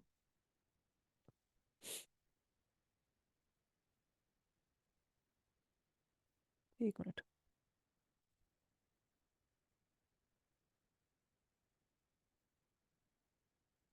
समझ लो ये अर्थ है, मैंने इसको इक्वेटर पे और पोल्स पे ना काट दिया। ये सेंटर है ना, ठीक हो गया? Yes no? Yes yes yes. Yes तो अगर मैं यहाँ पर यस सर। काट देता हूँ, ये दो हिस्सों में मेरी तकसीम हो जाती है। ये मेरा नॉर्थ हेमिस्फीयर, ये साउथ हेमिस्फीयर। इस हिसाब से तो इक्वल है ना, जितना नॉर्थ होगा उतना साउथ भी होगा। तभी तो मैंने दो इक्वल हिस्सों में काटा, तभी तो यस मैंने सर। इसको इक्वेटर नाम दिया। अब इसी तरह अगर मैं यहाँ पर काटता हूँ तो ये दो पोर्शन भी तो इक्वल होंगे ना, हम्म क्योंकि सेंटर के बीच में से बिल्कुल मैं काट रहा हूँ। Yes sir. एक जगह पे थोड़ी सी डिफरेंस आती है, वो मैं आगे जाके बता दूंगा, बट अभी के लिए आप मान ले कि इक्वली हो जाते। छोटी सी डिफरेंस आती है, वो मैं बता दूंगा आगे, टिल्ट की वजह से हल्का सा। बट फिलहाल के लिए आप मान ले दिस इज इक्वल। सही है ना, लॉजिकल है ना, इक्वली बनता है ना। Hmm yes. So hope that answers. जी कोई और सवाल? भाई सेम क्वेश्चन, टिल्ट प्रोड्यूस कैसे होता है? बताऊंगा ना आगे क्लास में। इस पे थ्योरी है ना कि एक मीटियोराइड आया था कई लाख साल पहले। बहुत बड़ा मीटियोराइड आया था, उसने अर्थ को धक्का मार दिया तो टिल्ट हो गया। ये इनकी थ्योरी है। इस पे और भी कुछ थ्योरीज है, बट मेरी थ्योरी इस पे थोड़ी सी अलग है, मतलब जो मैंने उस्ताद से सीखी अपने। मैं वो बताऊंगा इंशाल्लाह अगली क्लास में। सर मिड में ना मैम इंशा ने क्वेश्चन किया था कि क्या जो अर्थ रिवॉल्व रोटेशन होती है और उसकी जो रिवॉल्व कर रही होती है वो आपस में लिंक्ड है, तो आपने कहा कि हाँ। तो फिर मून तो आप अपने एक्सिस पे रोटेट नहीं कर रहा होता, तो इसका कनेक्शन तो नहीं ना होगा दोनों की स्पीड के साथ कुछ। किस किसने बोला मून क्या क्या क्या आपने बोला मून क्या नहीं करती है? सर मैं ये कह रही हूँ कि मतलब अगर जो स्पीड है रोटेशन की उसका कोई लिंक रिवॉल्व करने की स्पीड के साथ तो कोई लिंक नहीं ना होगा, क्योंकि मिड में आपने बोला था कि हाँ लिंक है। मगर अब जैसे हम देखें कि मून जो है वो रोटेट नहीं कर रहा होता अपनी एक्सिस पे। मून किसने बोला आपको रोटेट नहीं करता है आई अपनी थिंक समझ एक्सिस आ पे? रही हो। किसने आपको बोला मून रोटेट नहीं करती है? ल्यूनर रोटेशन का कंसेप्ट हमें आगे पढ़ना है। 27.3 दिन लगते हैं ओके मून को सर। एक रोटेशन अपनी एक्सीज पे कंप्लीट करने में, जिसको ल्यूनर रोटेशन कहते हैं। तो it's very synchronous to its orbital period. ठीक हो गया? और ये हो ही नहीं सकता, हम इसको डिफरेंशिएट नहीं यस कर सर। सकते। हालांकि हम चाहे तो डिफरेंशिएट कर दे, बट ह्यूमनली पॉसिबल, मतलब फिजिकली पॉसिबल नहीं है। देखिए एक तो है ये मेरा सन है यहाँ पर, ठीक है, ये मेरा सन है। इसके इर्द गिर्द ये रोटेट कर रहा है, रिवॉल्व कर रहा है अर्थ, ठीक है, रिवॉल्व कर रही है। देखिए जरा, इसके इर्द गिर्द रिवॉल्व कर रही है, कंटिन्यूसली रिवॉल्व हो रही है, रिवॉल्व हो रही है। दूसरा है अपनी एक्सीस के भी इर्द गिर्द कंटिन्यूसली हो रही है, तो ये ऐसे ऐसे रिवॉल्व कर रही है। देखिए ऐसे ऐसे रिवॉल्व कर रही है, ठीक है।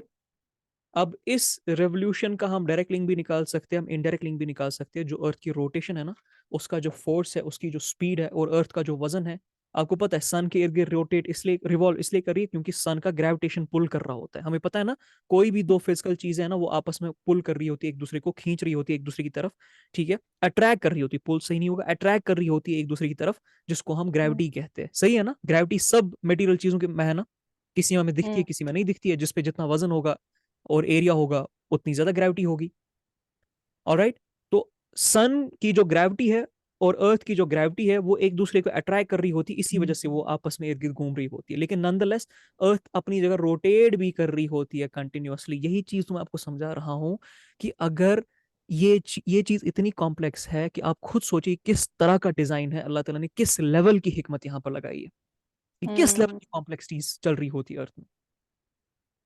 और इसकी सही। लिंक क्या है अभी आपको समझ आएगी भी नहीं, अगर मैं बोलूंगा अभी ना, स्पेस साइंस को टच किए बगैर आपको समझ आएगी ही नहीं।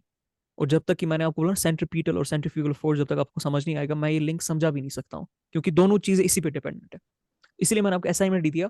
फिलहाल सेंट्रीपिटल फोर्स सेंट्रीफ्यूगल फोर्स को पढ़ के आएगा, अगली क्लास में समझा दूंगा लिंक क्या है, कि रोटेशन और रेवोल्यूशन आपस में किस तरह से डिपेंडेंट है। ओके। जी इंशाल्लाह। यस जी सर। सर, जब एरोप्लेन जो होता है जब हम उसमें चढ़ते हैं तो वो इतनी तेज से चलता है तो हमें क्यों नहीं महसूस होता है? तभी तो मैंने आपको बोला इनर्शिया। यहाँ देखिए मेरी स्क्रीन की तरफ, मान लीजिए जरा ये एरोप्लेन है, ठीक है। ये मान ले जरा, ये एरोप्लेन है, ठीक है, इसमें यहाँ पर हम बैठे हैं। अब एरोप्लेन चल रहा होता है, ठीक है, हम इसके अंदर बैठे हैं, मोहम्मद अभी इसके अंदर बैठा है, स्पीड बहुत ज्यादा, पहले तो एक कवर्ड है, ठीक है, आपको प्रोटेक्शन मिल जाती है। सेकंड चीज, सबसे इंपॉर्टेंट चीज वही है, इसलिए आपको ज्यादा महसूस नहीं होती। आपको पता है अगर मोहम्मद गलती से हाथ एरोप्लेन के बाहर लाए ना उस स्पीड पे, तो हाथ जो है ना वो टेढ़ा हो जाएगा, यहाँ तक कि हाथ शायद, अल्लाह बचाए जो है ना, वो बिल्कुल जो है ना उल्टा हो सकता है, इस स्पीड से चल रहा होता है। तो पहली तो प्रोटेक्शन है। दूसरी चीज ये है कि एरोप्लेन में आप होते हो ना, आप with respect to aeroplane rest में हो।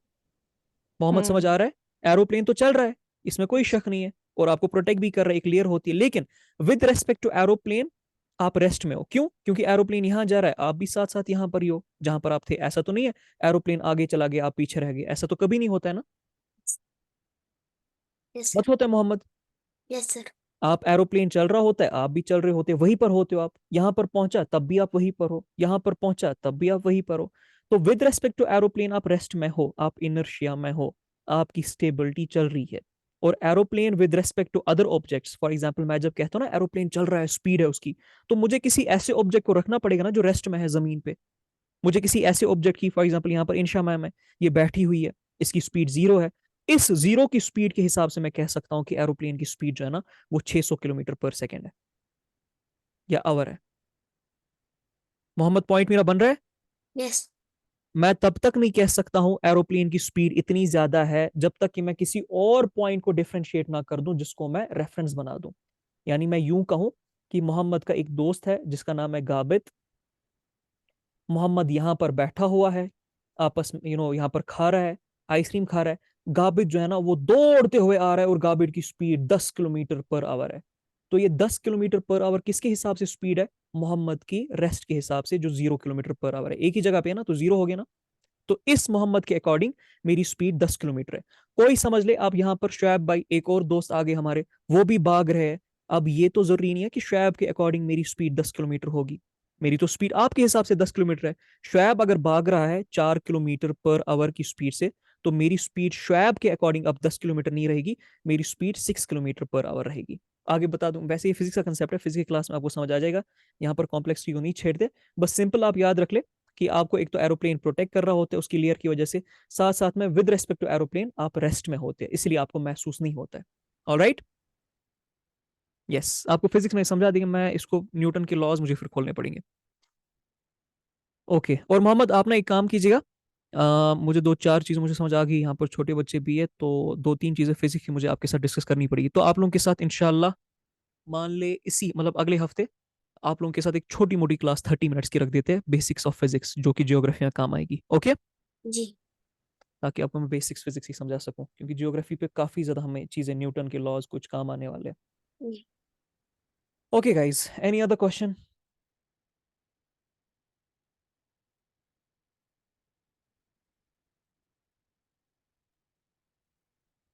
ऑलराइट देन, इसको पढ़ के आएगा, बेसिक सा था, बहुत आसान करके दिया मैंने, बहुत सिंपल रखा। Imagination is the key of towards mastering this subject. तो टर्मिनोलॉजी जब आप घर पे याद करोगे, इसको रिवाइज करोगे, तो इमेजिन साथ साथ में कीजिएगा। अगली क्लास में जब मिलेंगे तो थोड़ा सा आगे बढ़ेंगे, सब कॉन्टिनेंट, ओशन, सी, बे, गल्फ, स्ट्रेट, इन चीज़ों की तरफ इंशाल्लाह हम बढ़ेंगे, ताकि आपको ये वाले कंसेप्ट्स क्लियर हो जाए। तो मिलते हैं इंशाल्लाह अगली क्लास में। Hope to see you soon इंशाल्लाह, दुआ में याद रखिएगा। अस्सलाम वालेकुम जो आपने वरहमतुल्लाह। असाइनमेंट रखा था ना, जी जी, तो वो हम किससे पढ़ेंगे?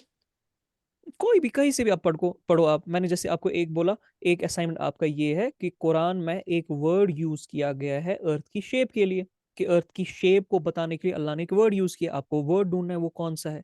दूसरा मैंने आपको ये बोला कि आपको सेंट्रीपीटल फोर्स की डेफिनेशन और उसकी 2 एग्जांपल्स, और सेंट्रीफ्यूगल फोर्स